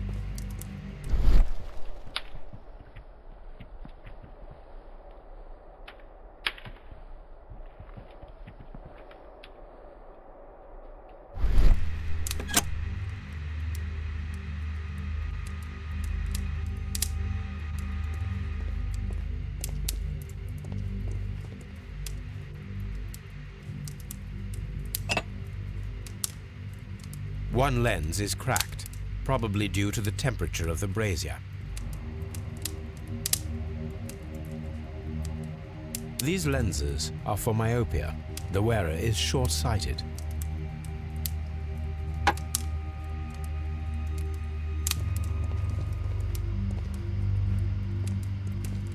It's horrible. So Rodney is dead.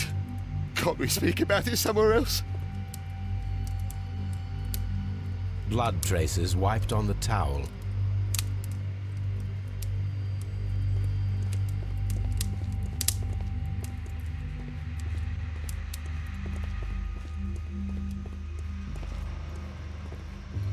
The grid cannot be removed. The weapon is nowhere to be found. It's horrible. I can't talk at the moment. I'm in shock. I don't want to talk.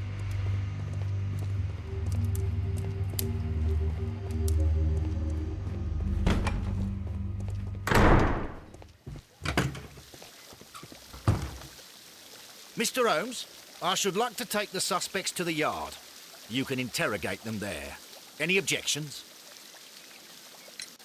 None, Lestrade.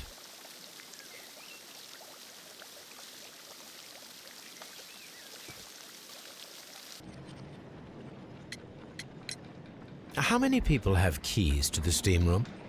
We have just the one key for now, which Sir Gregory gave to me. So, this morning you opened the steam room, and then? I put the key inside my desk, but when they called, I couldn't find it. It had disappeared. I don't know where it is. Did you leave the baths at any time, or receive any visitors? No, sir. I did not.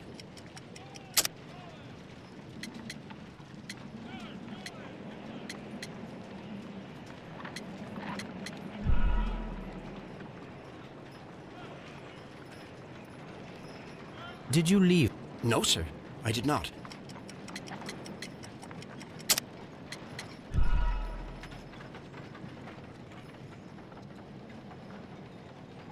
No, sir. I did not. You are not telling the truth, Mr. Phillips. You left your work this morning, and you went to the post office, where you dispatched a telegram at around 7:30. But how could you... No, The telegram was for someone in Manchester. Mr. Holmes, it's I'll tell you everything. I left the baths at 7:20. My sister wrote to me yesterday, and she needed a reply, or our mother is unwell. I was away for 20 minutes, and I closed the baths on my way out. Did you receive a reply from your sister? No, she wasn't meant to. I just told her to pawn my old school uniform so that she could pay for the medication. Did you check to see if the key was still in your desk when you returned? No, I didn't. Please, Mr. Holmes, don't tell the police about this. Sir Gregory would give me the sack. I need this job. I see. There is a bottle of champagne on ice in the changing room. Do you have any idea who left it there? There is? Are you quite certain? I didn't pay any attention. Do you believe that it's important?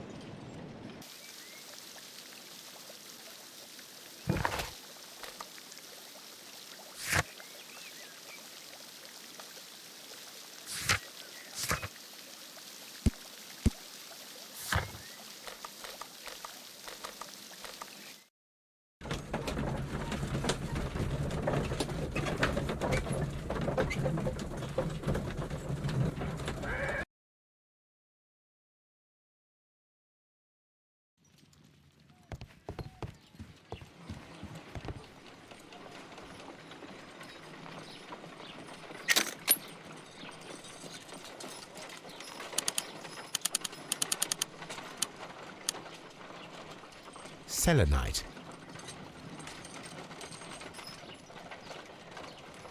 White clay particles.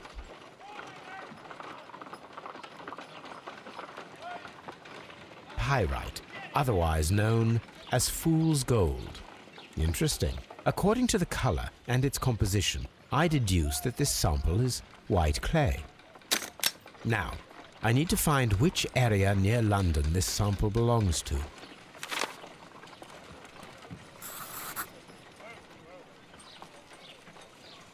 The sample of dirt belongs to the White London clay region, located near the city of St. Albans.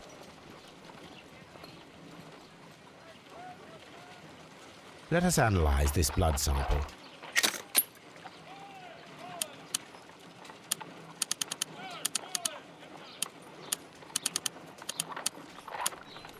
This blood has not coagulated well.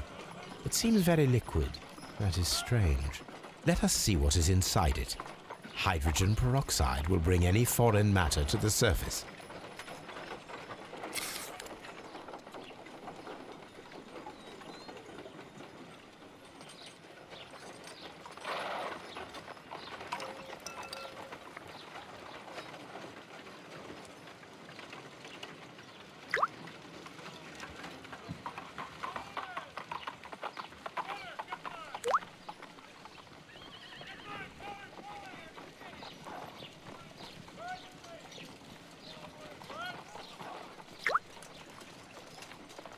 Water. This blood is heavily diluted with water.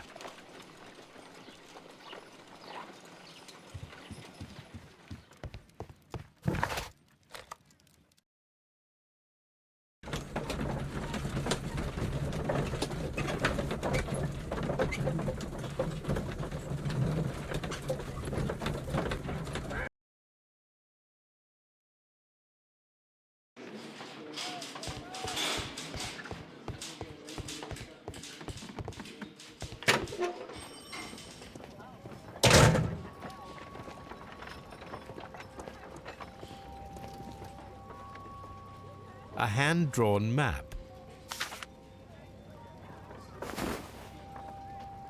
Rodney Bentcliffe's notebook. It may contain something of interest. The last pages were torn out. We must find a way of retrieving Sir Rodney's last lines. Watson, please prevent anyone from entering the room. But first, fetch me a pencil. To begin with, a few strokes of the pencil will be enough. I don't want to damage the traces.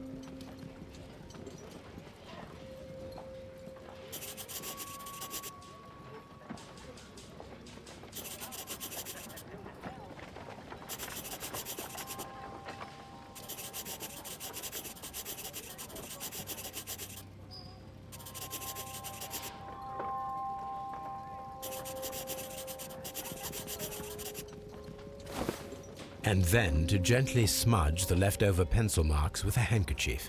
I'm sure that Watson won't mind if I use his.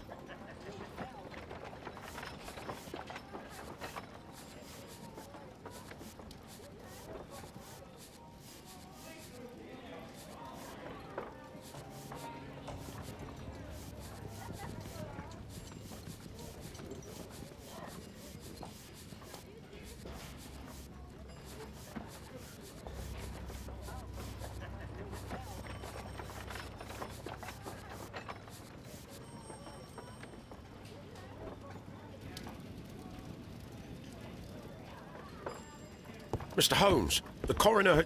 But what are you doing? Tampering with the evidence? I prefer to make them talk. Today, I almost found it. This date will go down in history. Sir Rodney was about to make an outstanding discovery. Wonderful. I could retrieve only the final words. The rest of it is lost. Perhaps the autopsy will assist us in that matter. I'm not sure that I can allow you to inspect the body now. I am sure that you must, Constable. Well...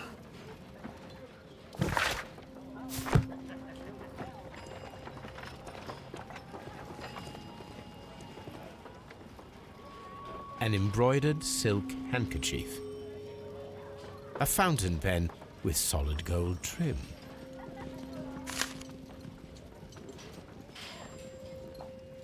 Sir Gregory Pitkin's visiting card.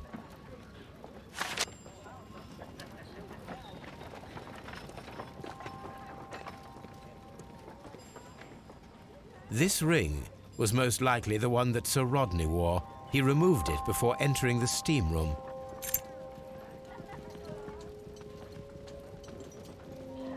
I see the join. This ring was repaired, and quite badly too, with silver. An Egyptian symbol. It is a very old jewel. Why on earth would they wear such a ring? A very pertinent question.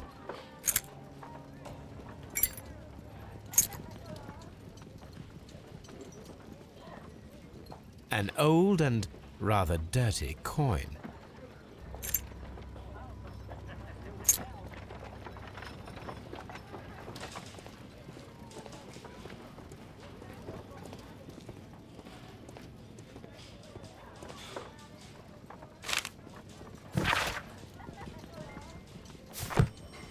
An ordinary pencil.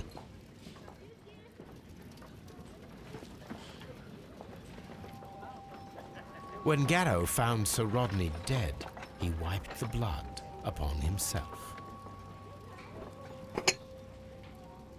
A phial with herbs. Do you know what it is, my dear fellow? It's the St. John's wort flower, Holmes. It's commonly used as a drug against melancholia. However, an overdosage might lead to a rash or even hallucinations.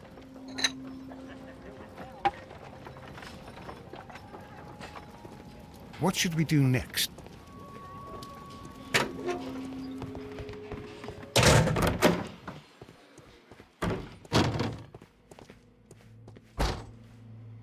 According to the coroner, there were no cardiac problems nor lung congestion, but there were traces of fungus, possibly contracted from the Egyptian tombs. The coroner observed no stomach nor liver disease, if we're to accept that Sir Rodney was an occasional drinker and 63 years of age. An unusual wound, inflicted by a curved knife, which resulted in instant death, as the coroner's report says.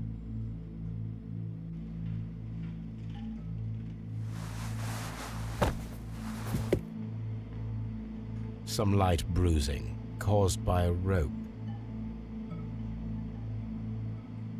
The bruising is in lines. They were caused by a rope around the waist. Sir Rodney was descending somewhere.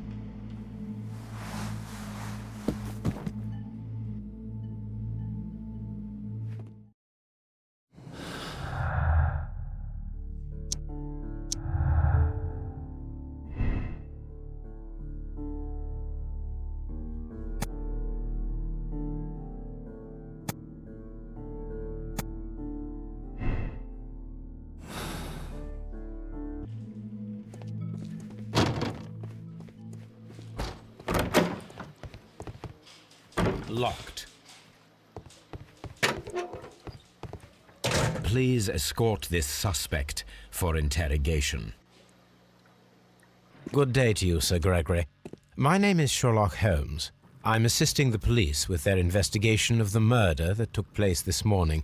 Would you mind answering a few questions? Tell me, Mr. Holmes, will I need to stay here for very much longer?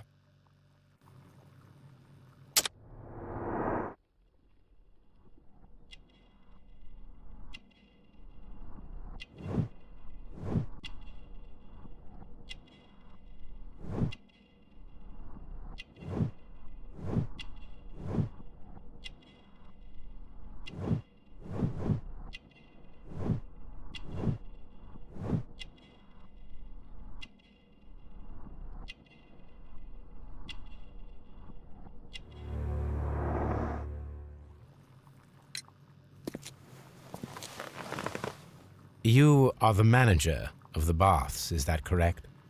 Yes. I'm passionate about archaeology. I wanted to restore the ruins. My ambition is to open the baths to the public. Living archaeology can be a profitable business, although now I'm not so sure. I see. When do you wish to begin using the baths? When the archaeological researches are over, I will be free to complete the restoration. It is the usual process. What was your relationship with Sir Rodney Bentcliffe? We were not particularly close.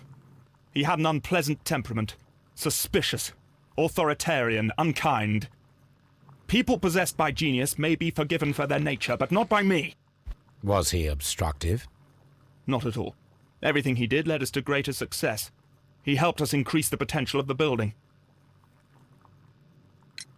Please tell me what happened this morning. The test that we performed this morning was a success. The steam was working well. But then, of course, that awful murder. What did you see? The steam was too thick to see anything. But ask Garrow. He saw the body first. Had Sir Rodney exhibited any recent strange behavior? Look, I'm not a suspicious fellow, but I think that he had professional interests elsewhere that he did not wish us to know about. Why should you think that? Where? I have no idea. But after all, it was not my business. How was the work progressing before Sir Rodney's arrival? Rather slowly, I would say.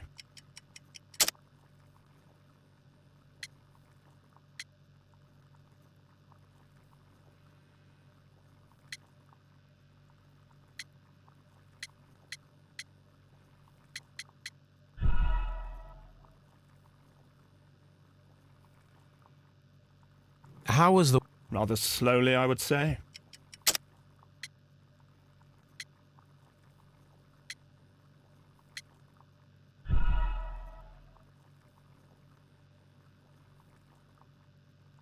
How was the work progressing before Sir Rod... Rather slowly, I would say.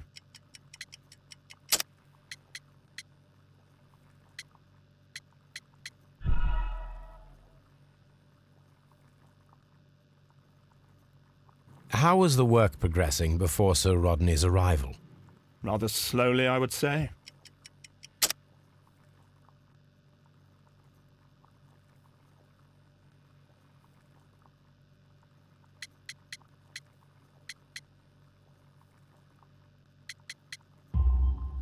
Sir Gregory, could you please explain this letter? You expressed the wish to call off the research work at the baths. It was all about Blinkhorn. He was merrily digging away and taking very little care about it, ruining everything and finding nothing of any value. But the arrival of Sir Rodney changed your mind? Sir Rodney's work was extremely promising, and it was good for the bath's publicity. So yes, I changed my mind. Are you aware that Mr. Garrow is under a form of medication? Garrow? No, but I never liked that parasite. Do you believe him to be capable of murder? Well, he did have blood on him. Does that make him a murderer? Did you bring a bottle of champagne to the baths? Absolutely not. Sir Rodney did, I think. Please escort this suspect for interrogation.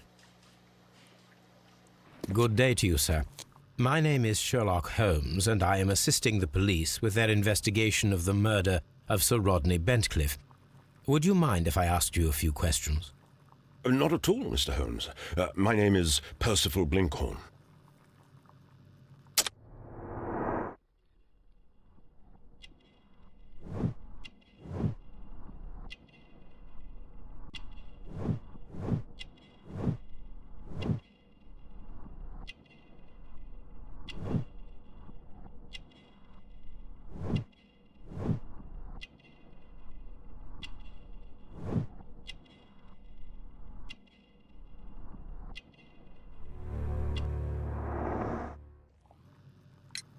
What is your occupation? I'm an archaeologist, specializing in the Roman period. I'm working on several excavation sites at present, including the baths at Strand Lane. Can you tell me more about the baths? Well, we're hoping to retrieve a great many interesting artifacts from the site, and to list any items of value before their eventual restoration and exhibition. And has it been successful? It has. Thanks to Sir Rodney. What was your relationship with Sir Rodney? Well, I couldn't say that he was a kind man, no. But he was talented. I felt a great admiration for him, I must say. Was it your first collaboration? I had met Sir Rodney briefly once in Egypt, and I'd shared my researches with him. Surprisingly, my work did convince him to come here. He arrived only a couple of months ago. Surprisingly? Well, Sir Rodney was a cold man, and so very secretive too. But I learned so much from him. I can't believe that he's dead. Can you tell me what you saw today? Well, we entered the steam room and we all went to sit down. The steam was particularly dense, and I didn't see anything much further after that. I just heard Mr. Garrow shouting, but we all ran for the door and bumped into each other. I was very alarmed by this point. What did you do? Well, the door was stuck, and with all the steam, it was quite frightening. I was barely able to see my own feet. Garrow was covered in blood. Do you believe that Garrow killed Sir Rodney? Oh, no. Garrow couldn't harm a fly. Can you recall any recent event that would occur to you now as being a little strange? Well, yesterday we had a small argument. Is that all? No. Sir Rodney informed me that he was to attend the London Archaeological Congress with me. Then he advised me of quite the opposite. And rather aggressively, too. Do you recognize this ring? Certainly. It's the famous Aswan ring. Sir Rodney brought it back from his last campaign in Egypt. And he kept it for himself? Sir Rodney has had his own particular ideas of archaeology. What can you tell me about Garrow? Well, he always looks so sad, and he has been acting strangely lately. He complains about voices and visions. I will keep an eye on him because I'm worried. How well were your researchers progressing before Sir Rodney's arrival? Rather well.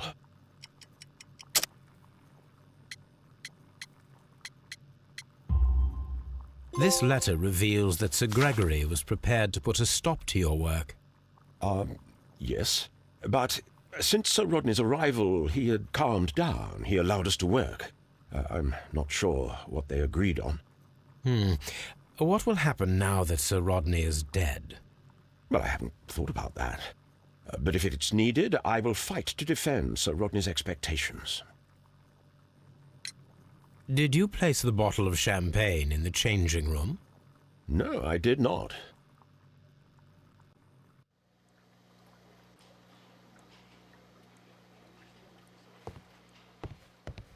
Please escort this suspect for interrogation.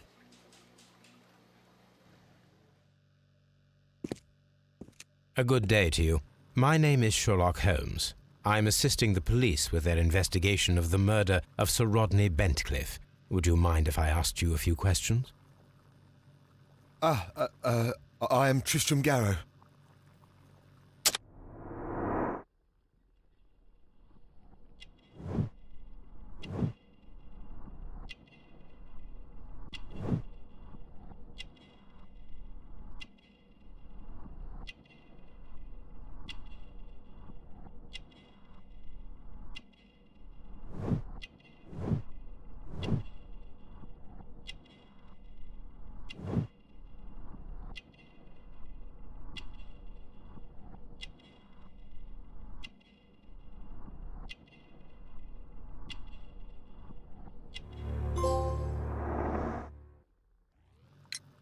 What is your occupation?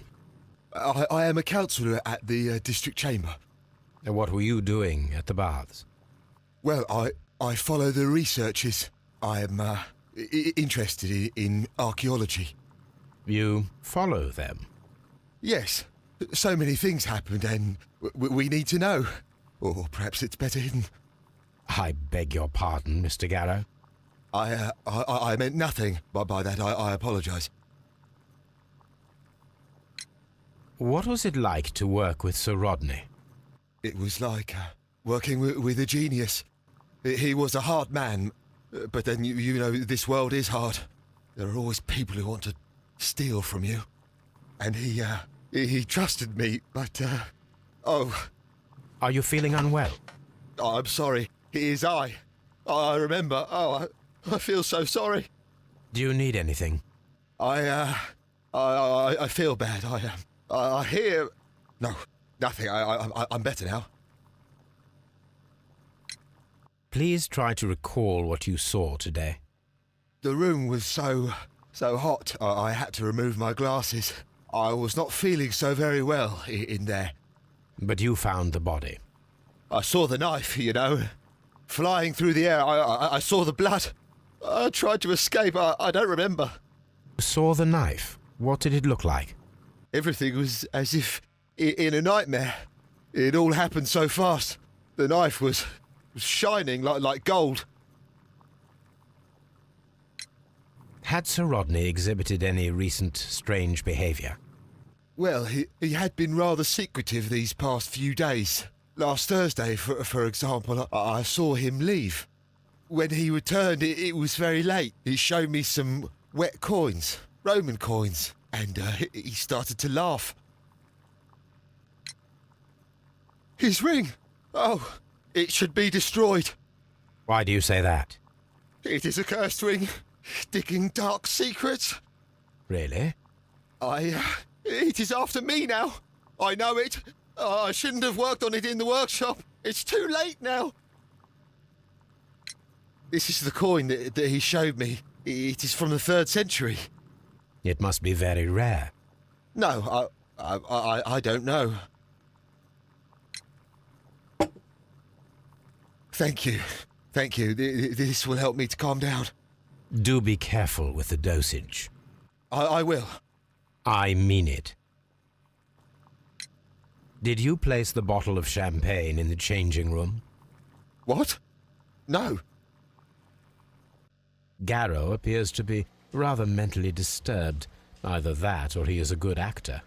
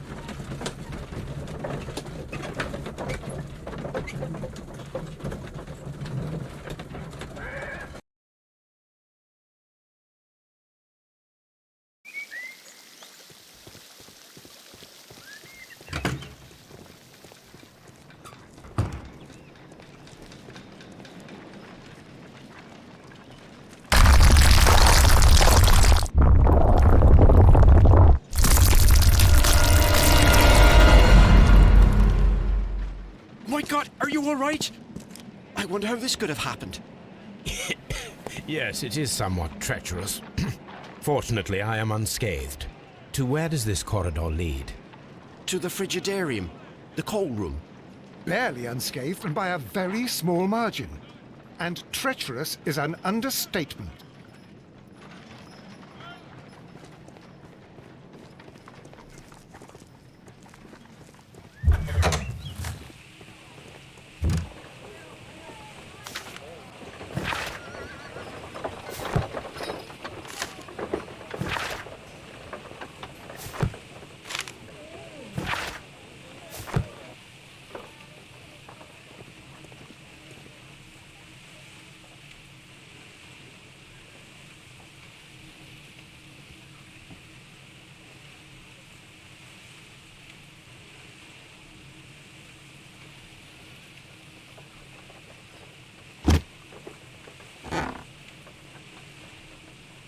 A glass plate negative is missing.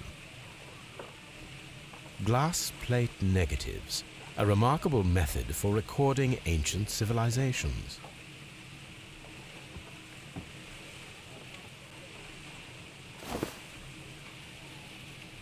It is a glass plate negative of an Egyptian statue.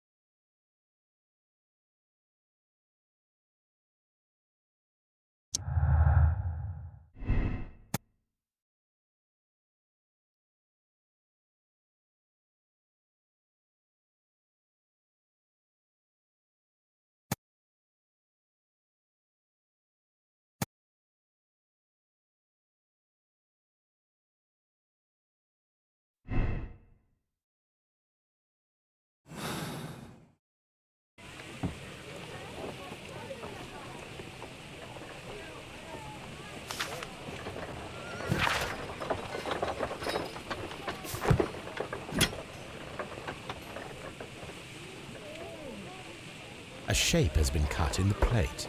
What should be done with it?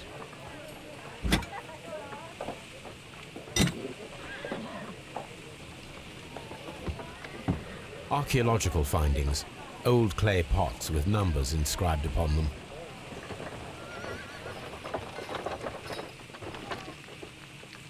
Tools used by archaeologists in their research. I will need these tongs.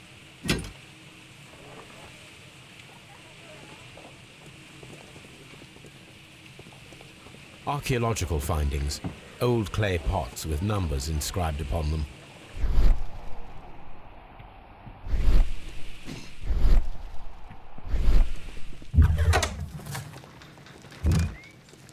This area serves as a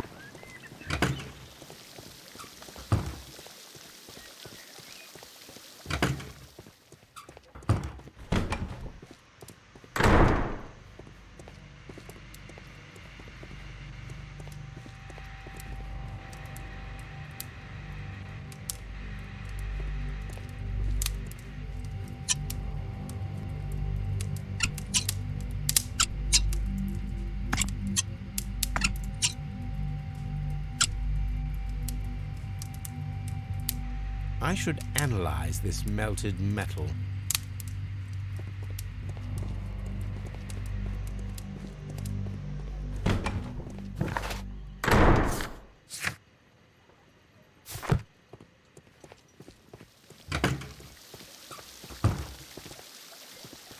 These baths are becoming sinister.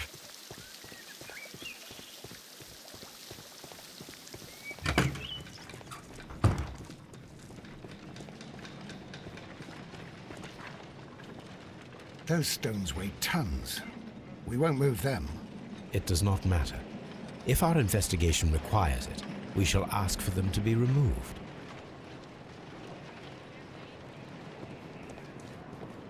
What should we do next, Holmes?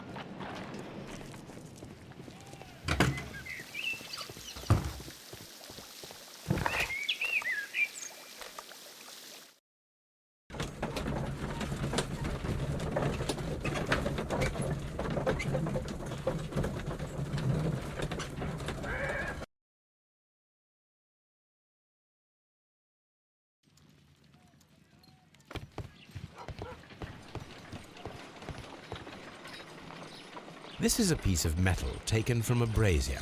It appears to be silver, but I need to be sure. If it is silver, it will be possible to melt it, since silver's melting point is at around 900 degrees Celsius. Let us compare this sample with a silver penny by testing it with acid. If it changes color to match the result of a reaction with a silver coin, then it is silver.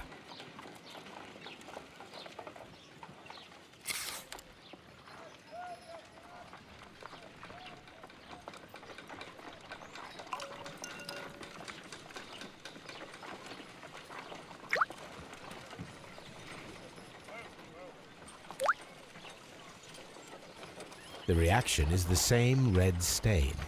It is silver, Britannia silver quality.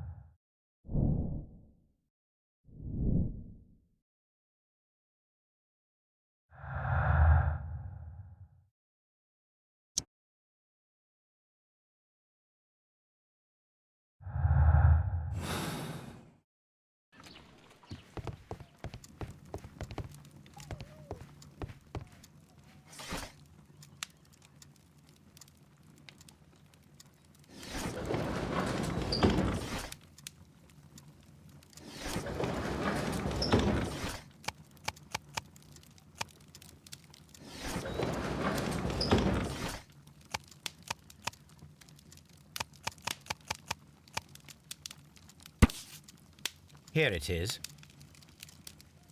By the eye he was punished, for he saw that he was not worthy. Dreadful.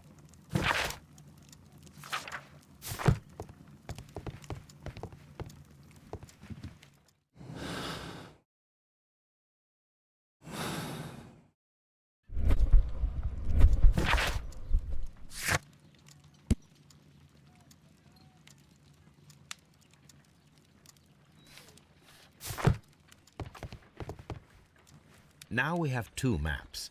We must combine them properly.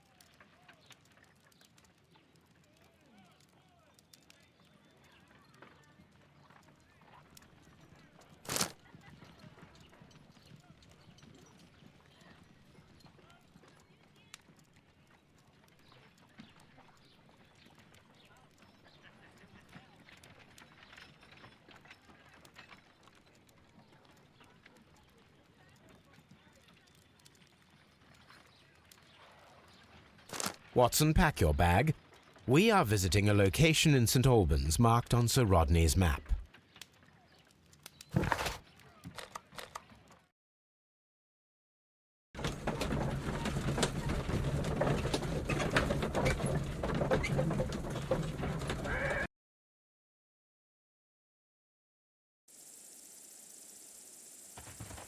This archaeological site has been abandoned. Why did Bentcliffe come here?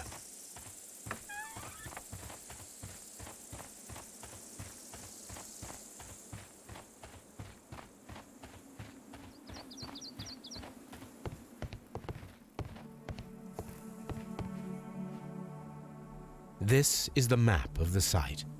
We are at the heart of an old Roman city.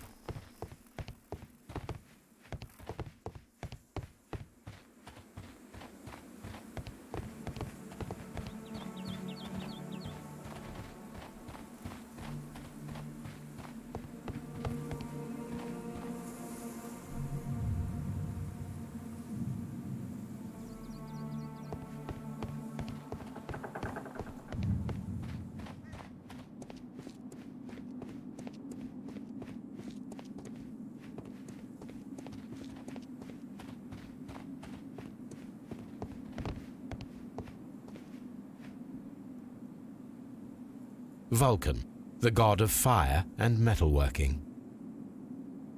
The Cyclops, a one-eyed creature helping Vulcan at the forge.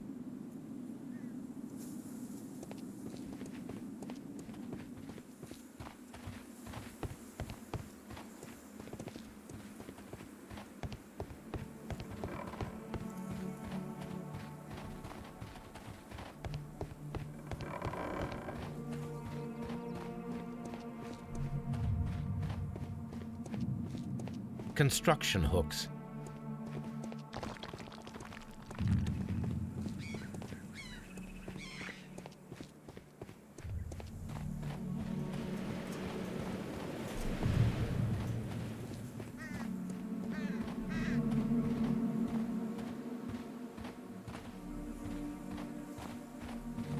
I don't need the ropes for now.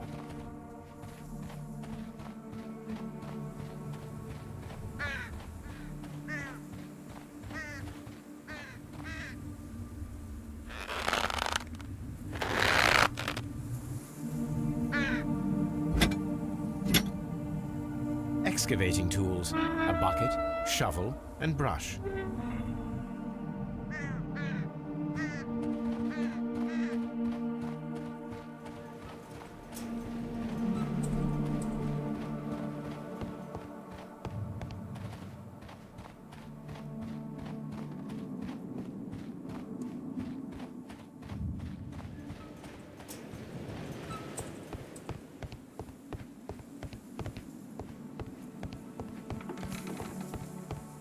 It is a statue of Minerva.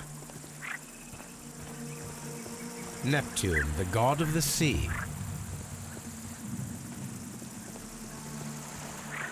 It is a broken statue of a bull.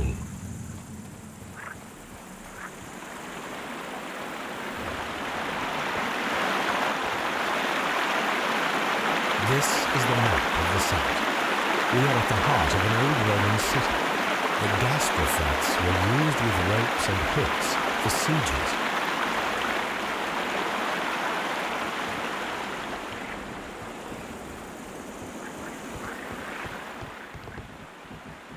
The gastrofetes were used with ropes and hooks for sieges.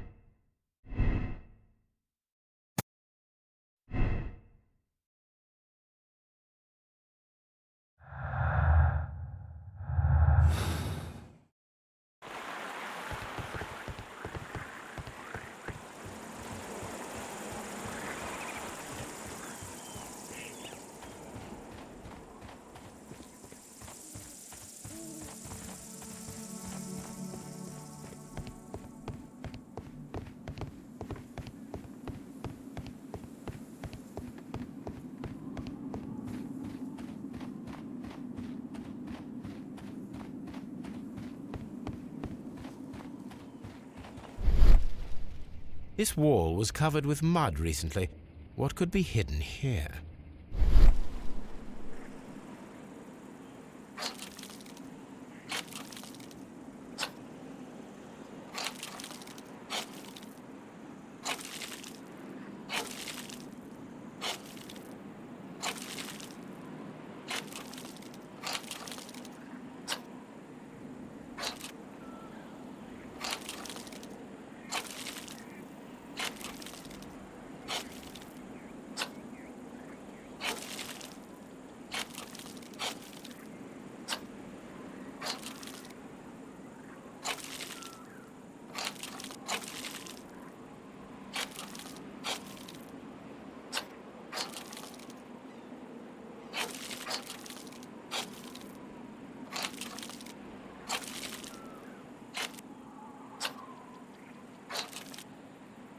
I can see now.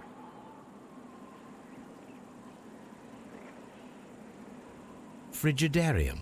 It is located at the Roman Baths in London. Someone took the time to hide the fresco, but what for? I need to visit this place.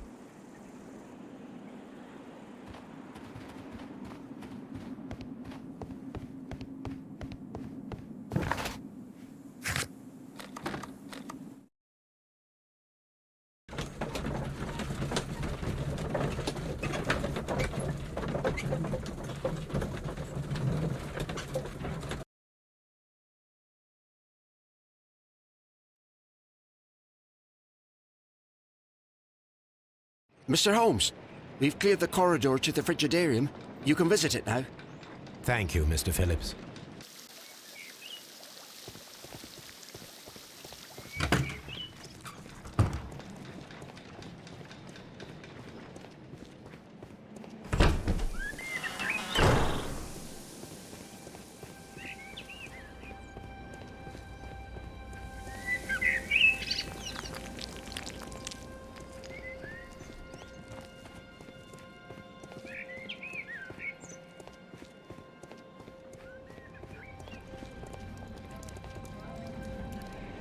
Perhaps I could find some clues by activating the...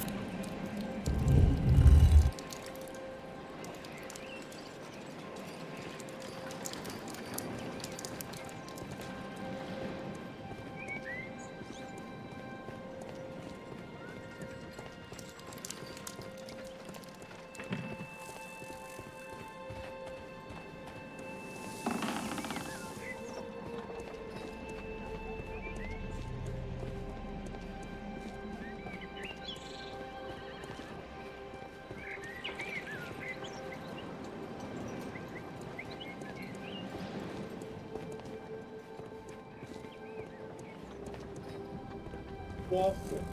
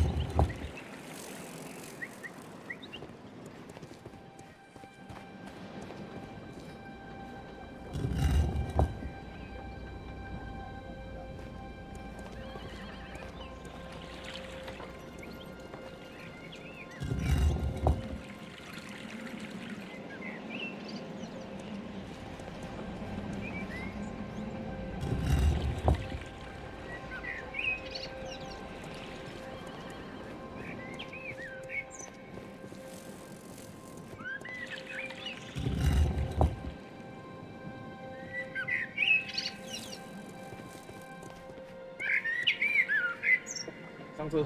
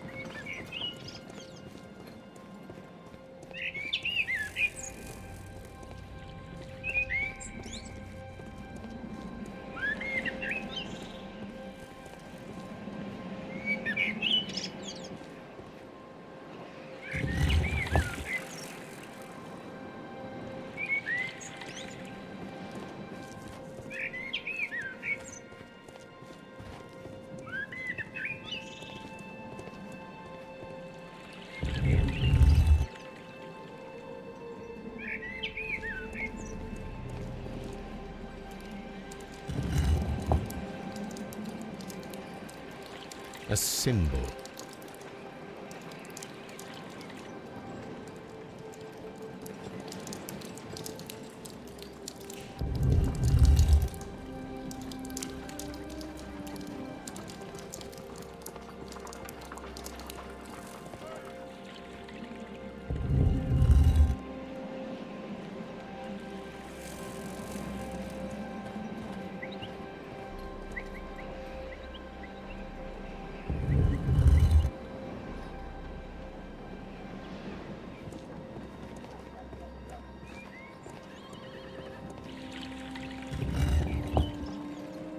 A hidden symbol.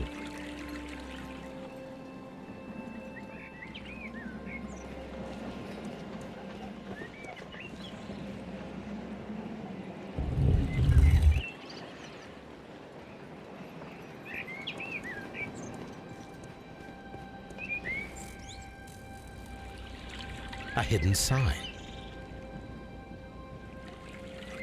Now I have all the clues to help me find where these symbols are leading.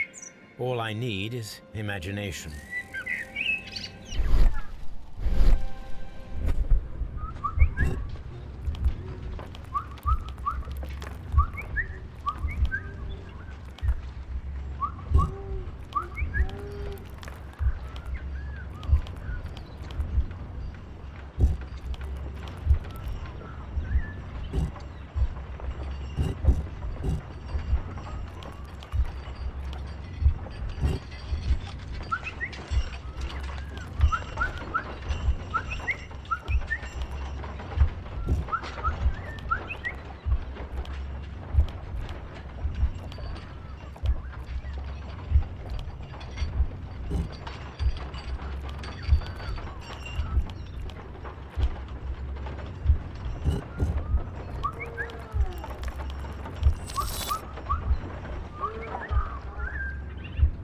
The signs are pointing to this bust.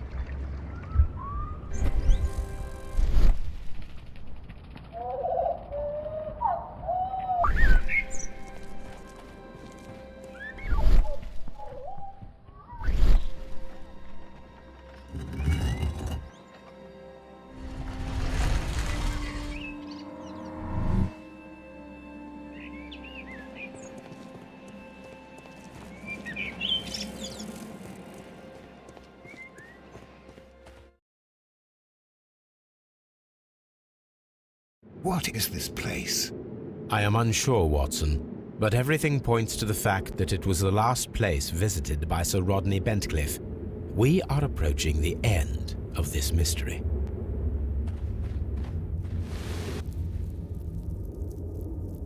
A broken glass plate. What is it doing here? I should examine it at Baker Street.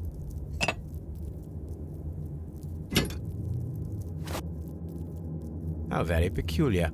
An ice maker. Why would Sir Rodney have brought such a device here?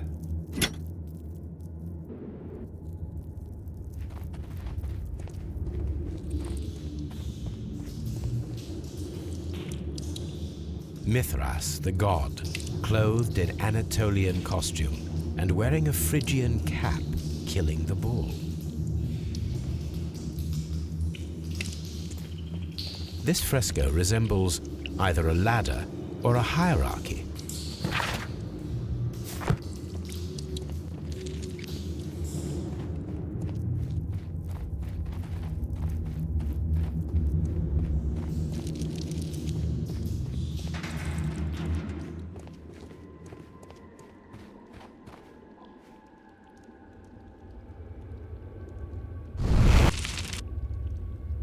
The fire casts a shadow upon the floor.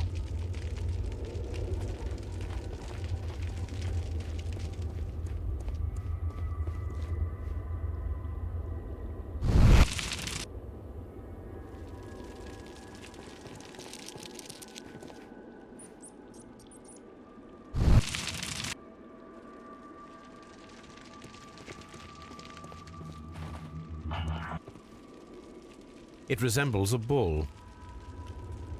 It is very similar to the face of Mithras. That is the symbol of Neptune, the god of the sea.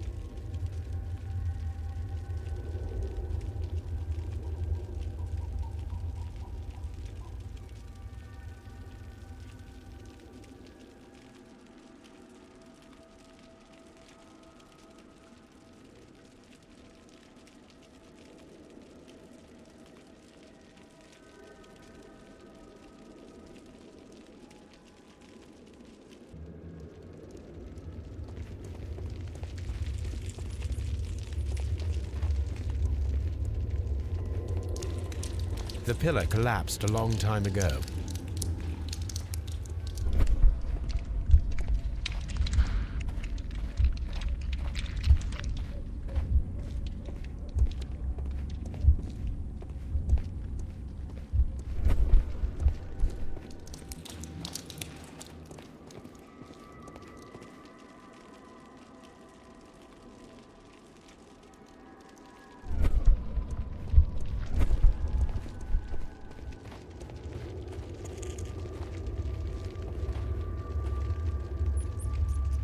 How dreadful.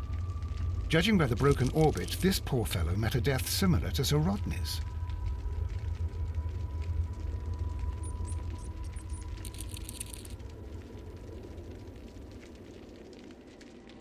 This shoe is not from the Roman era. It is medieval at best. This man was a tomb raider who met with an unfortunate end. By the eye he was punished, for he saw that he was not worthy. Dreadful.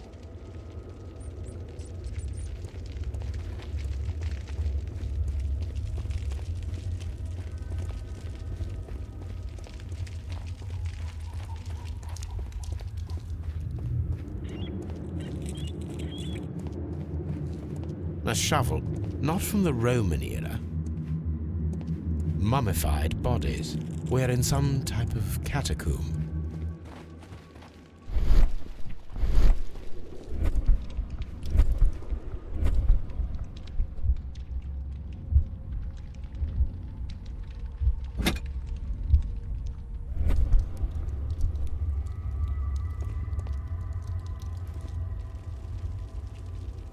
This shadow seems to represent a bridge.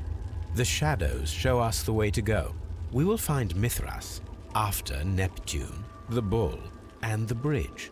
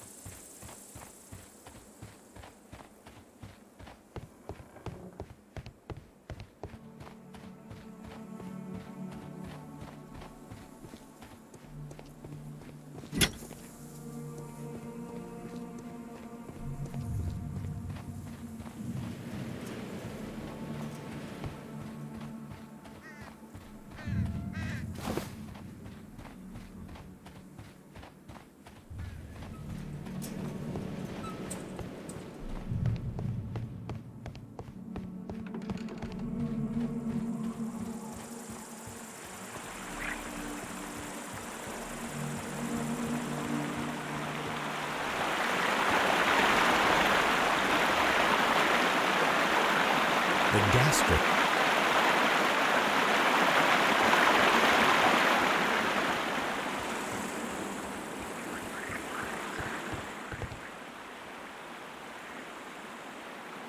This is a reproduction of an ancient Greek crossbow. This is a reproduction of an ancient Greek crossbow. The gastrofets were used with ropes and hooks for sieges.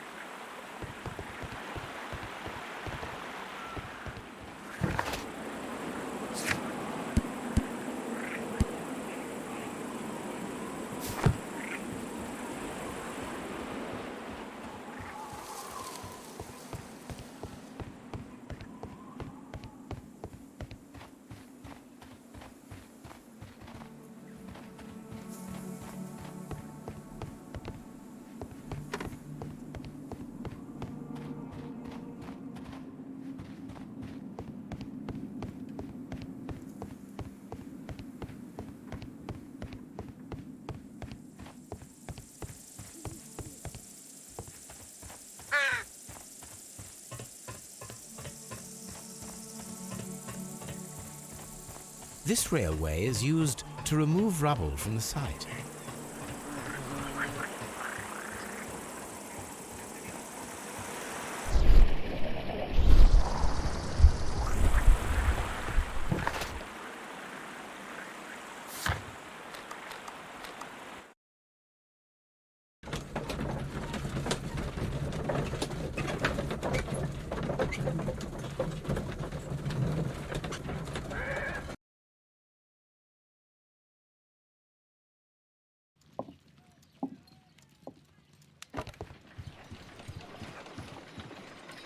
There are 12 pieces here. Let's try to gather them.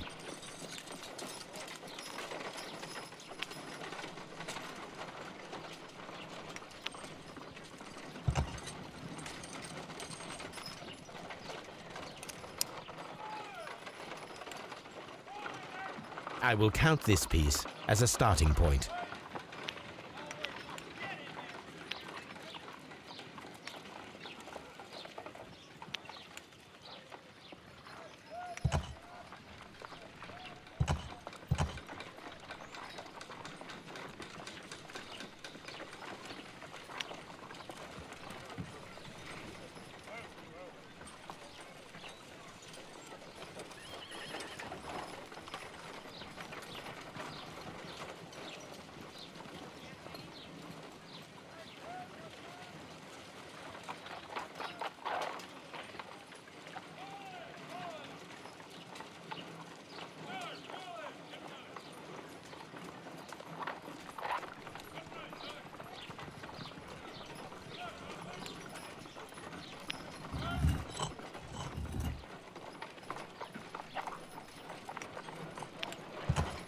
I will count this piece as a starting point.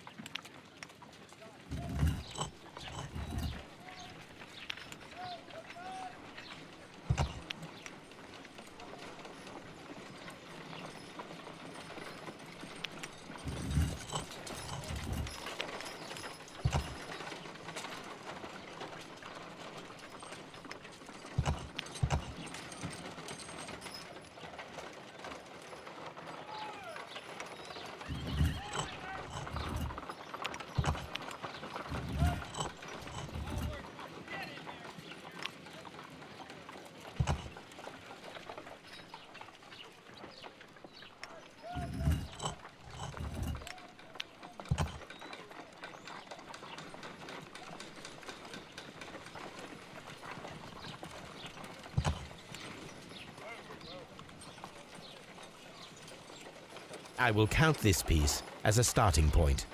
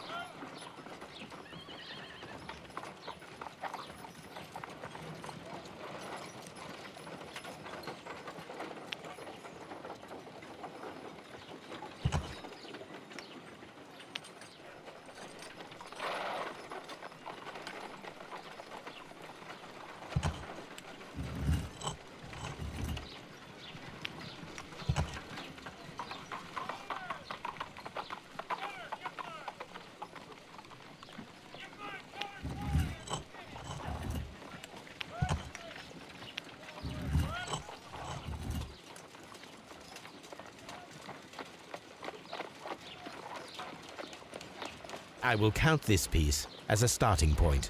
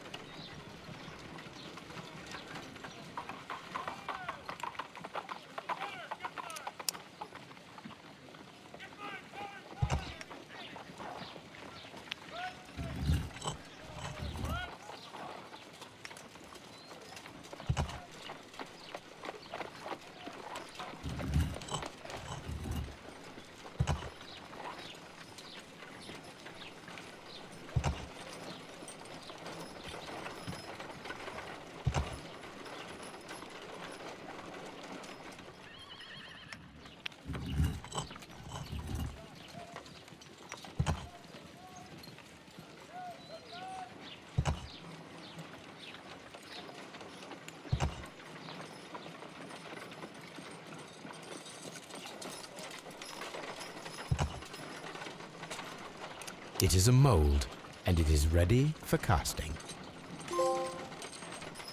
The mold is prepared for casting. We just need to fill it with certain material. Sir Rodney has made a reconstruction of the mythical golden knife. He seemed unafraid of maledictions, and yet... The mold is prepared for casting. We just need to fill it with certain material. Half a glass of water should be enough to create a plaster solution.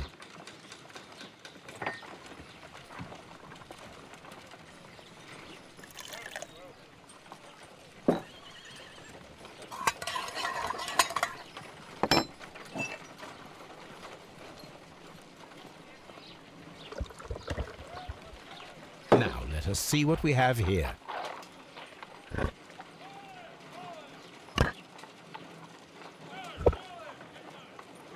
This knife is very similar to that described by the coroner as the weapon that killed Sir Rodney.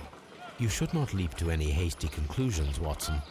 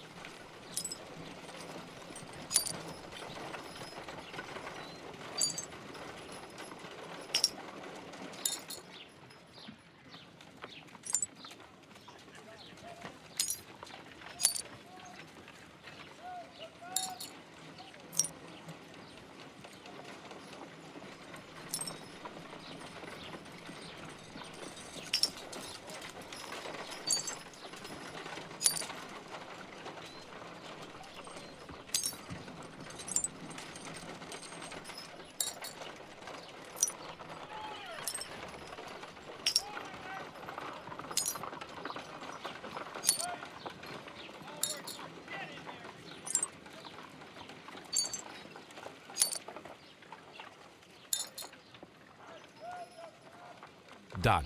Watson, could you please use this negative and your photographic equipment to process the photograph?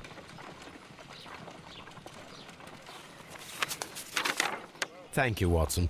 Now I must use reagents to develop the photograph.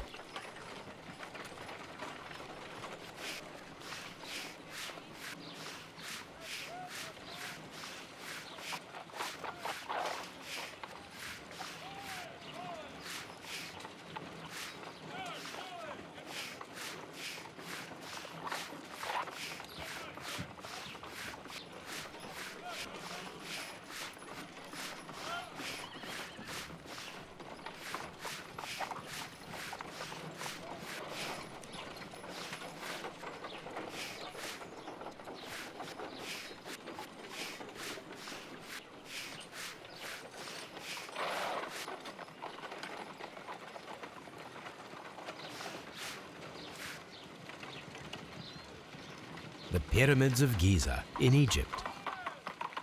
Ice cream. Ice cream. Another archaeologist, most probably. Ice. Ice cream in the desert. We are indebted to the Romans who developed the technique.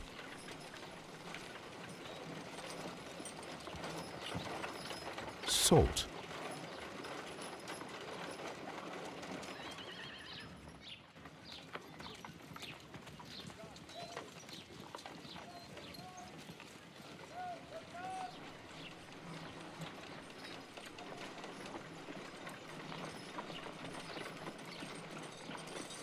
Sir Rodney. So that's it. Salt and crushed ice may help to create ice cream.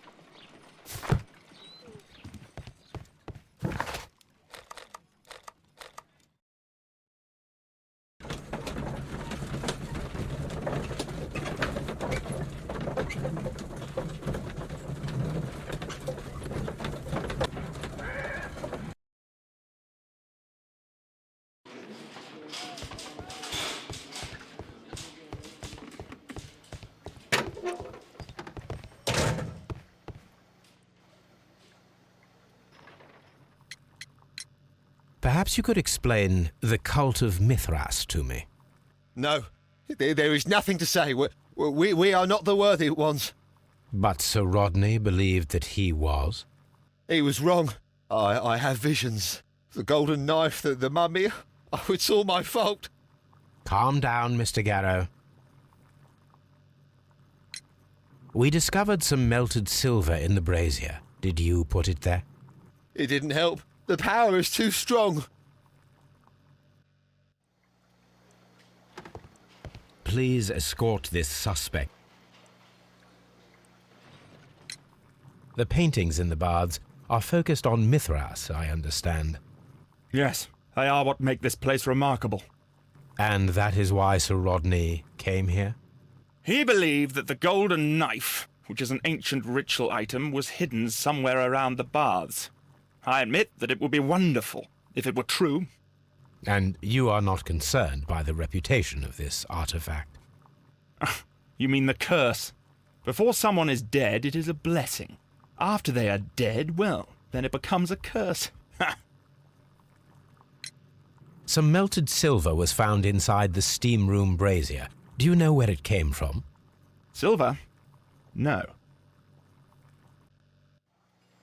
Please escort... What can you tell me about Mithras?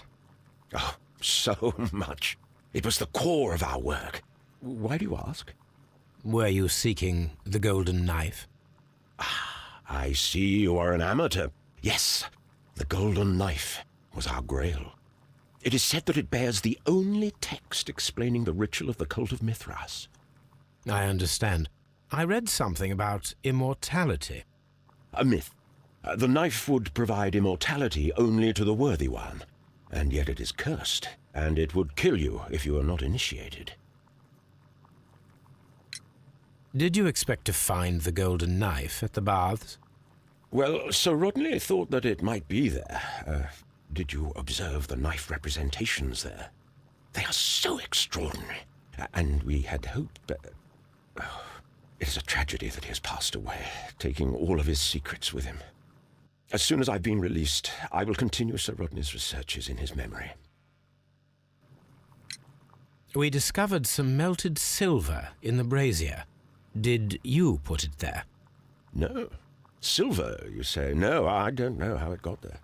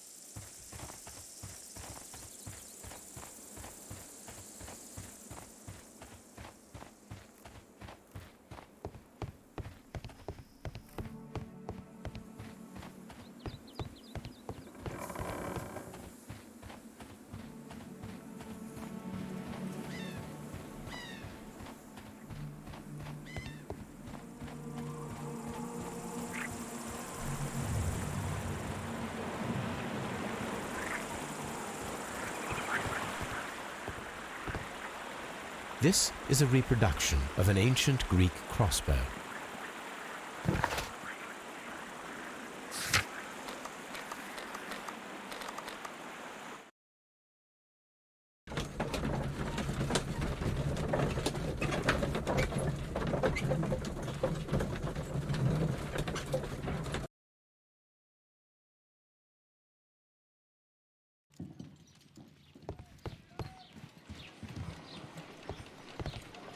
Let us try to create an object from silver by using the mold. It will take a minute to melt the silver with my gas burner. Done. Now I can proceed further.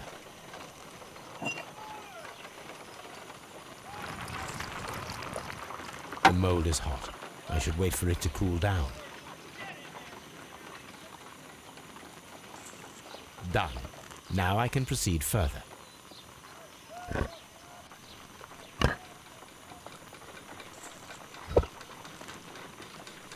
A homemade silver knife.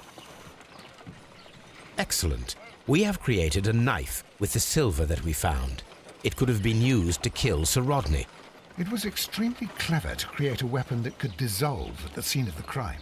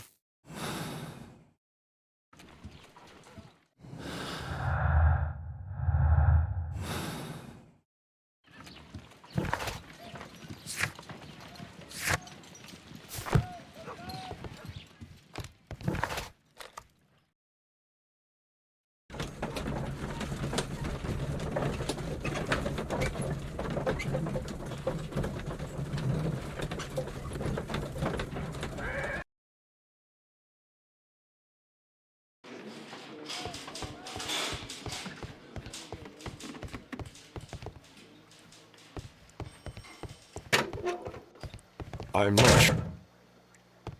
I'm trying to rest. Do you have something else to ask me?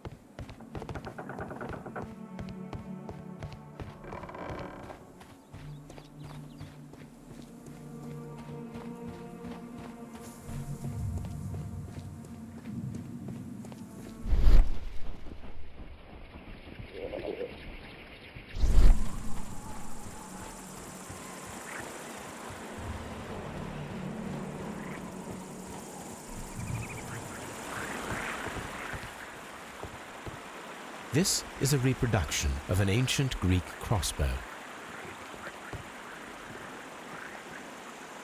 The gastrofets were used with ropes and hooks for sieges.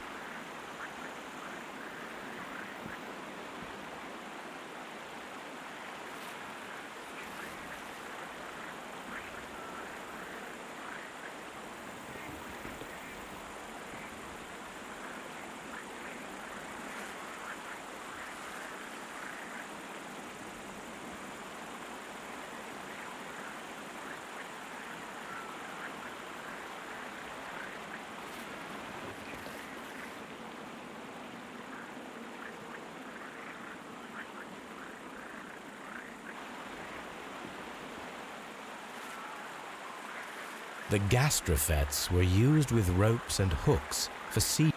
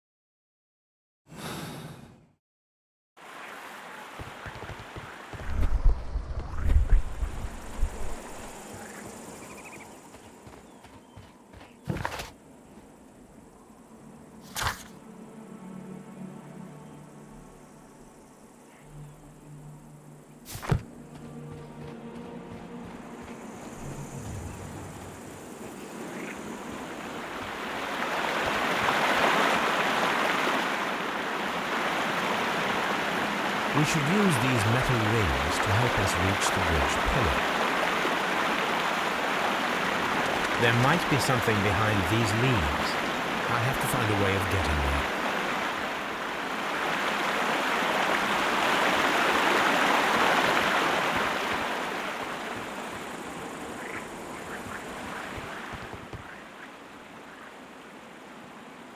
I should use the appropriate object here.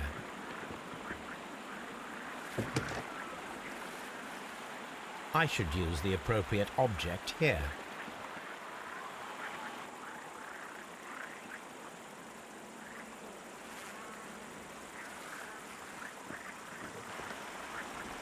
I should use the appropriate object here.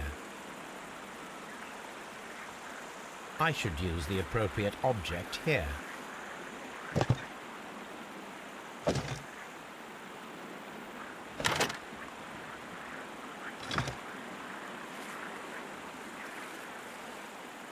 I should use the appropriate object here. I should use the appropriate object here.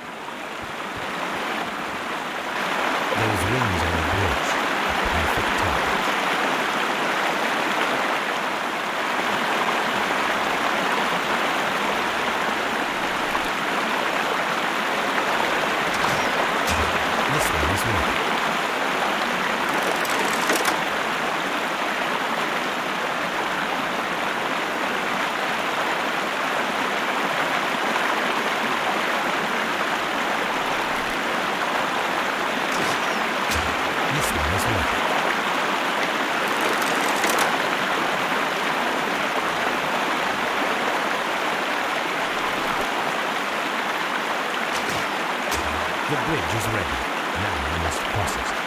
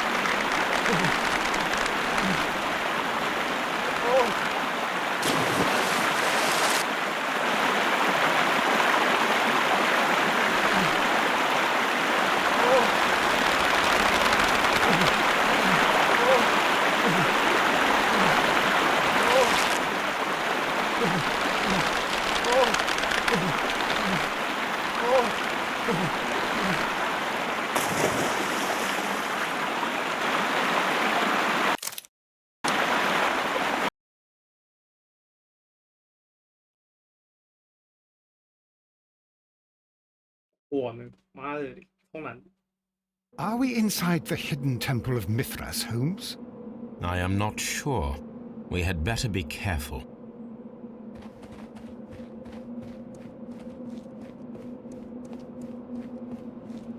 好像变刺客教条了。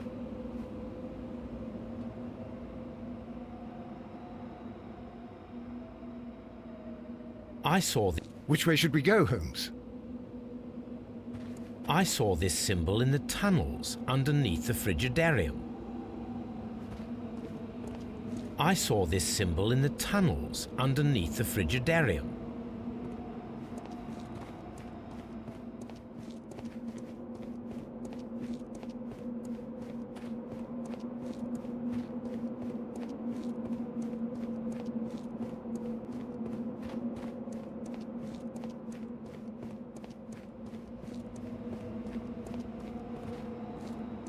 I saw this symbol in the tunnels underneath the Frigidarium.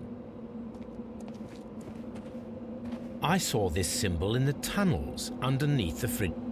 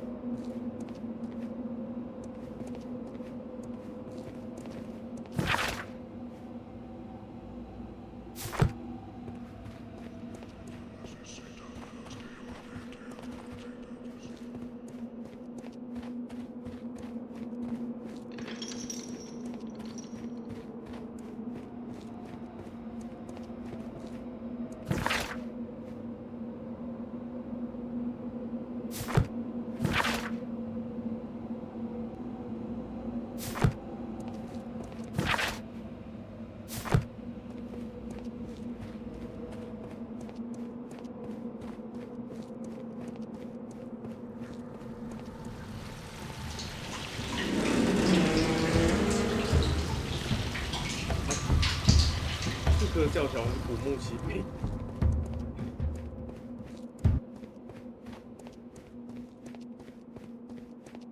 哎，堵住了。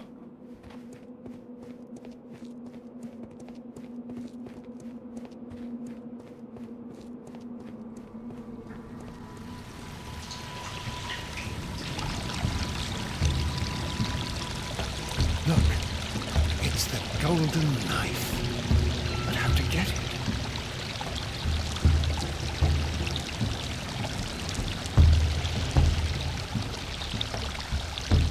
This lamp is not old. The oil is still fresh. Perhaps Sir Rodney passed by here. No, I do not think so. Remember, he went no further than the catacombs underneath the Frigidarium. The murderer left this lamp.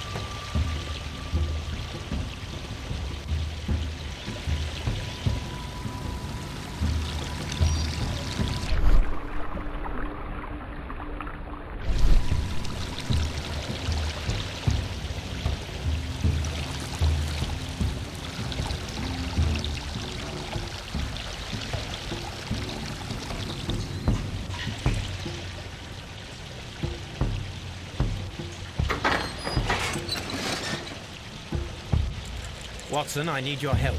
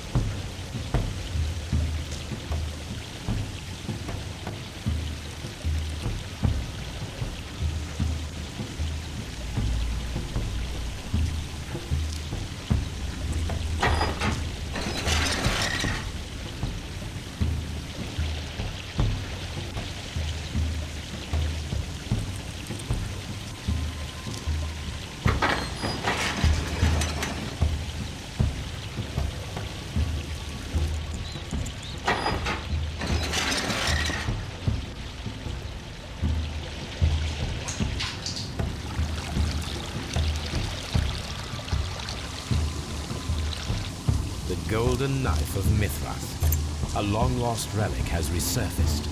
Watson, it is time to conclude this case.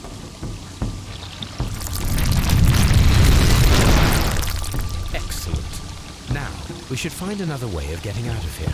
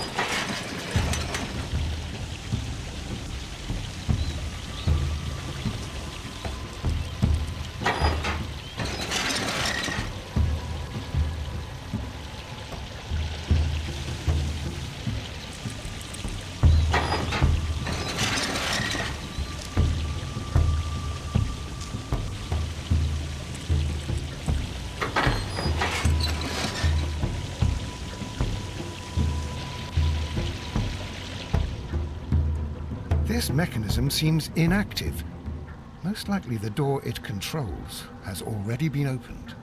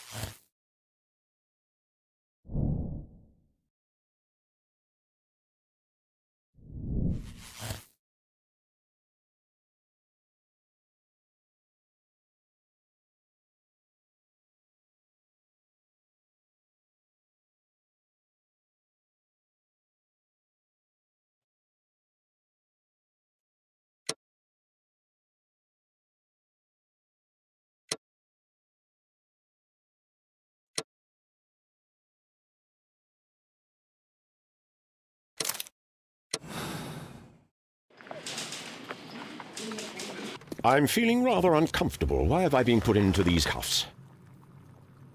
I fear that you had better get used to them, Mr. Blinkhorn. They are your reward for the murder of Sir Rodney Bentcliffe. What? No, that's a lie. It is regrettable, for you are a talented archaeologist. I will request that you are placed in a prison where you are unable to dig an escape tunnel. That is, of course, if they decide that you shall live. The consulting detective who salutes your intelligence in performing the perfect crime, yes, but also the gentleman who detests your motivation. You know nothing. You wish to be the one who would reveal this to the world. Is that the golden knife? How? I also like to dig, you see. I only followed your trail. Such a pity that there is always someone willing to steal your credit, wouldn't you say? And there was the chance of a lifetime. You had to take it. It was not to be shared. But now I am here, and there is no one who will stop the tread of justice, Mr. Blinkhorn. Goodbye.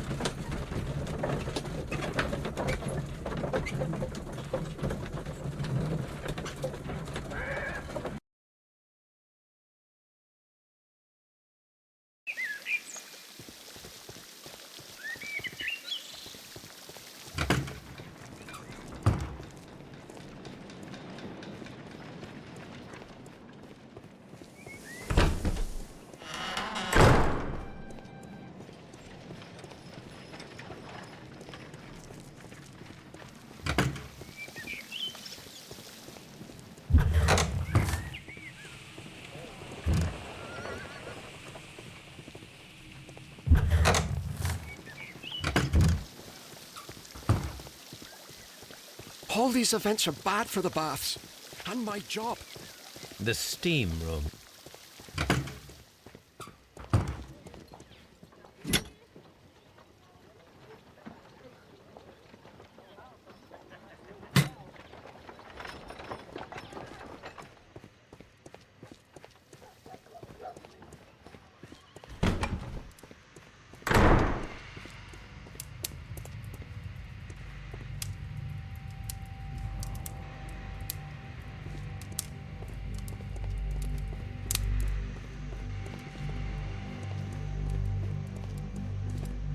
Mr. Holmes?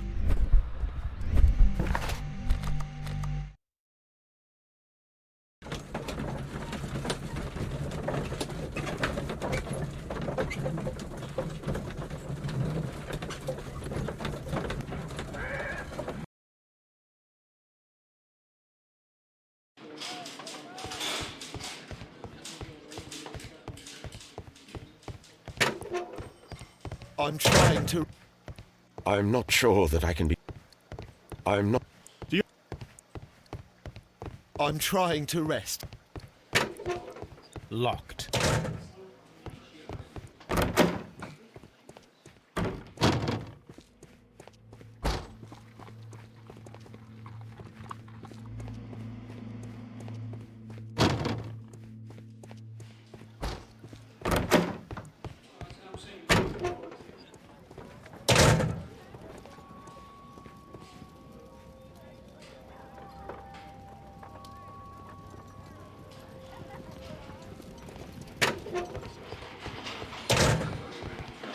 Mr. Holmes? Mr. Holmes?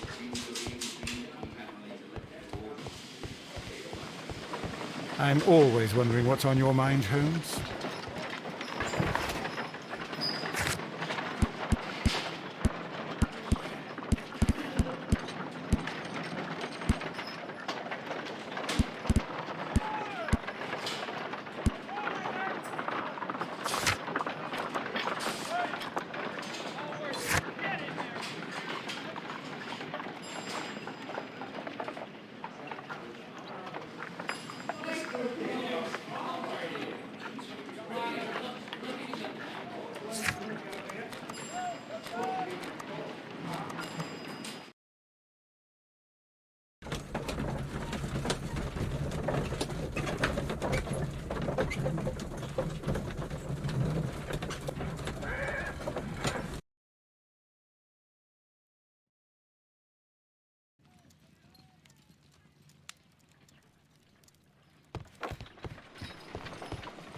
My analysis table. It is useful for my work.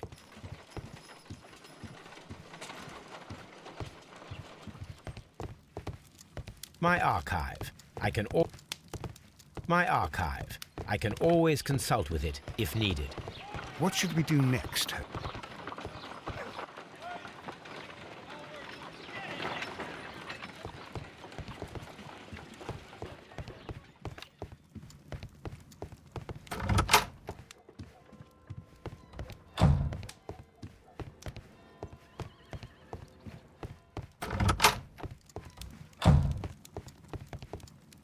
This is where I keep my post.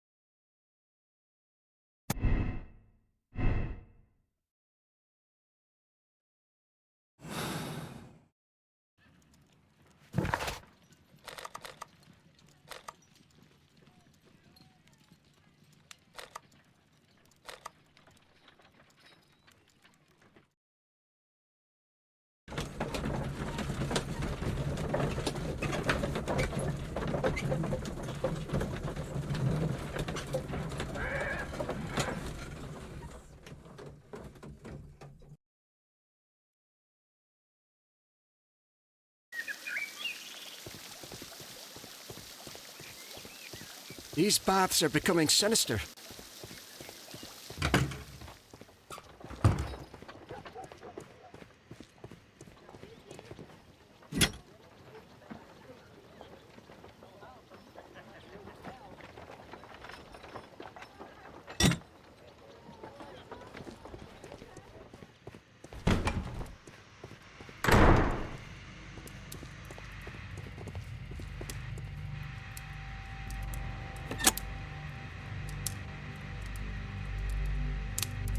With the steam on, I'm unable to see even a few feet away.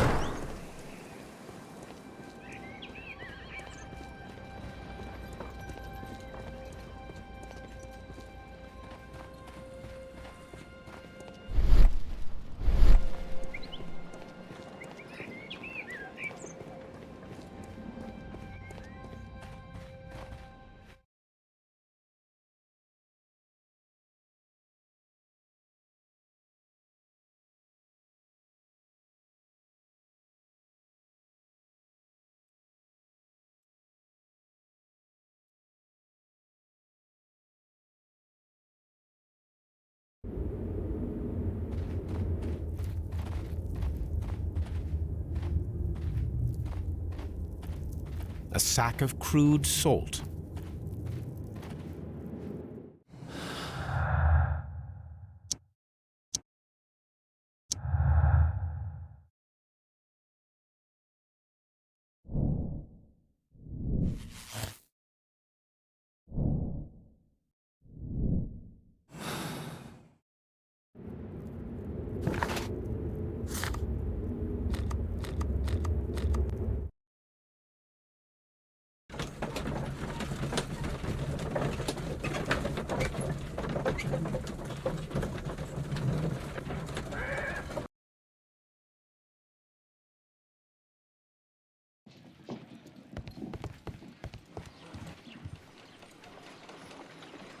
If I wish to shape the ice knife, then I need to pour water inside the mold.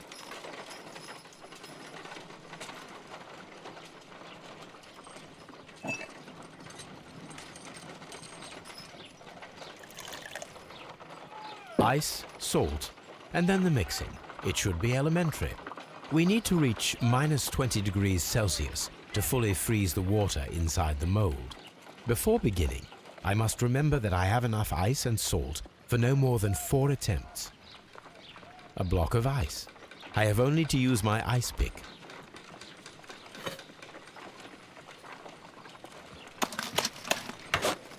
Holmes, look. The temperature is reducing. A block of ice. I have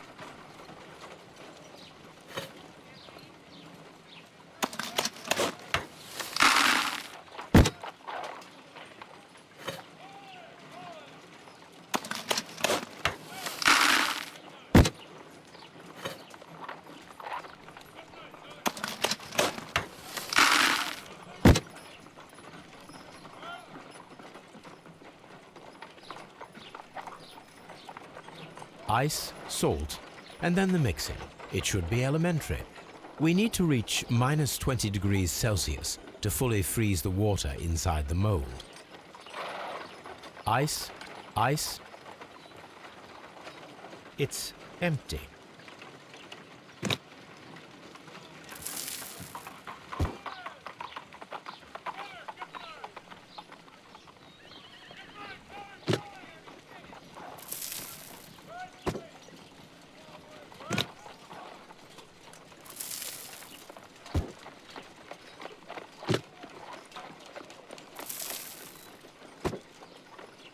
It's empty. We cannot be making it correctly. Let us try again and be precise with the timing.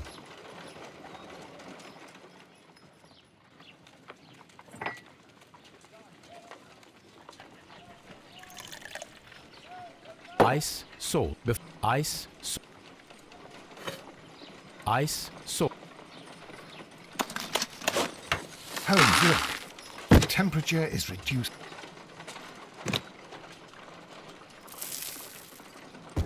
A block of ice. Ice.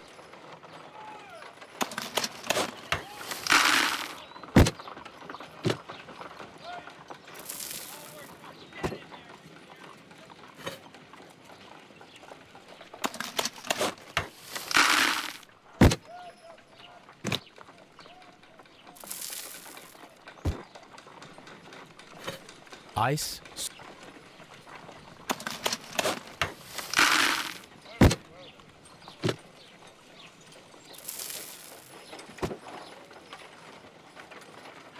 Ice. Excellent. Now we must check to ensure that it is adequately frozen.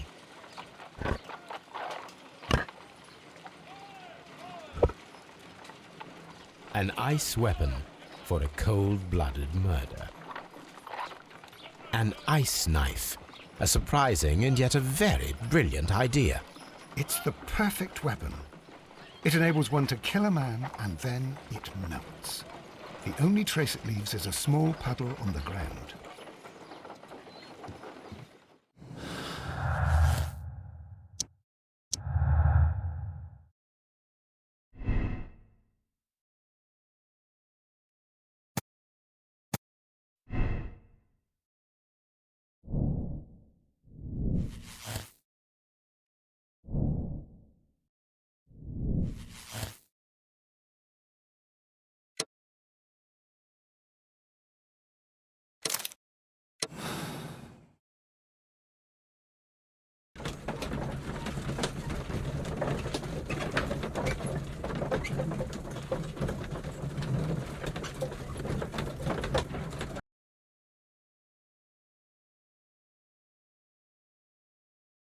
I'm feeling rather uncomfortable. Why have I been put into these cuffs? I fear that you had better get used to them, Mr. Blinkhorn. They are your reward for the murder of Sir Rodney Bentcliffe. What? No, that's a lie. It is regrettable, for you are a talented archaeologist. I will request that you are placed in a prison where you are unable to dig an escape tunnel. That is, of course, if they decide that you shall live. The consulting detective who salutes your intelligence in performing the perfect crime, yes, but also the gentleman who detests your motivation. You know nothing. You wish to be the one who would reveal this to the world. Is that the golden knife? How? I also like to dig, you see. I only followed your trail. Such a pity that there is always someone willing to steal your credit, wouldn't you say? And there was the chance of a lifetime. You had to take it. It was not to be shared. But now I am here, and there is no one who will stop the tread of justice, Mr. Blinkhorn. Goodbye.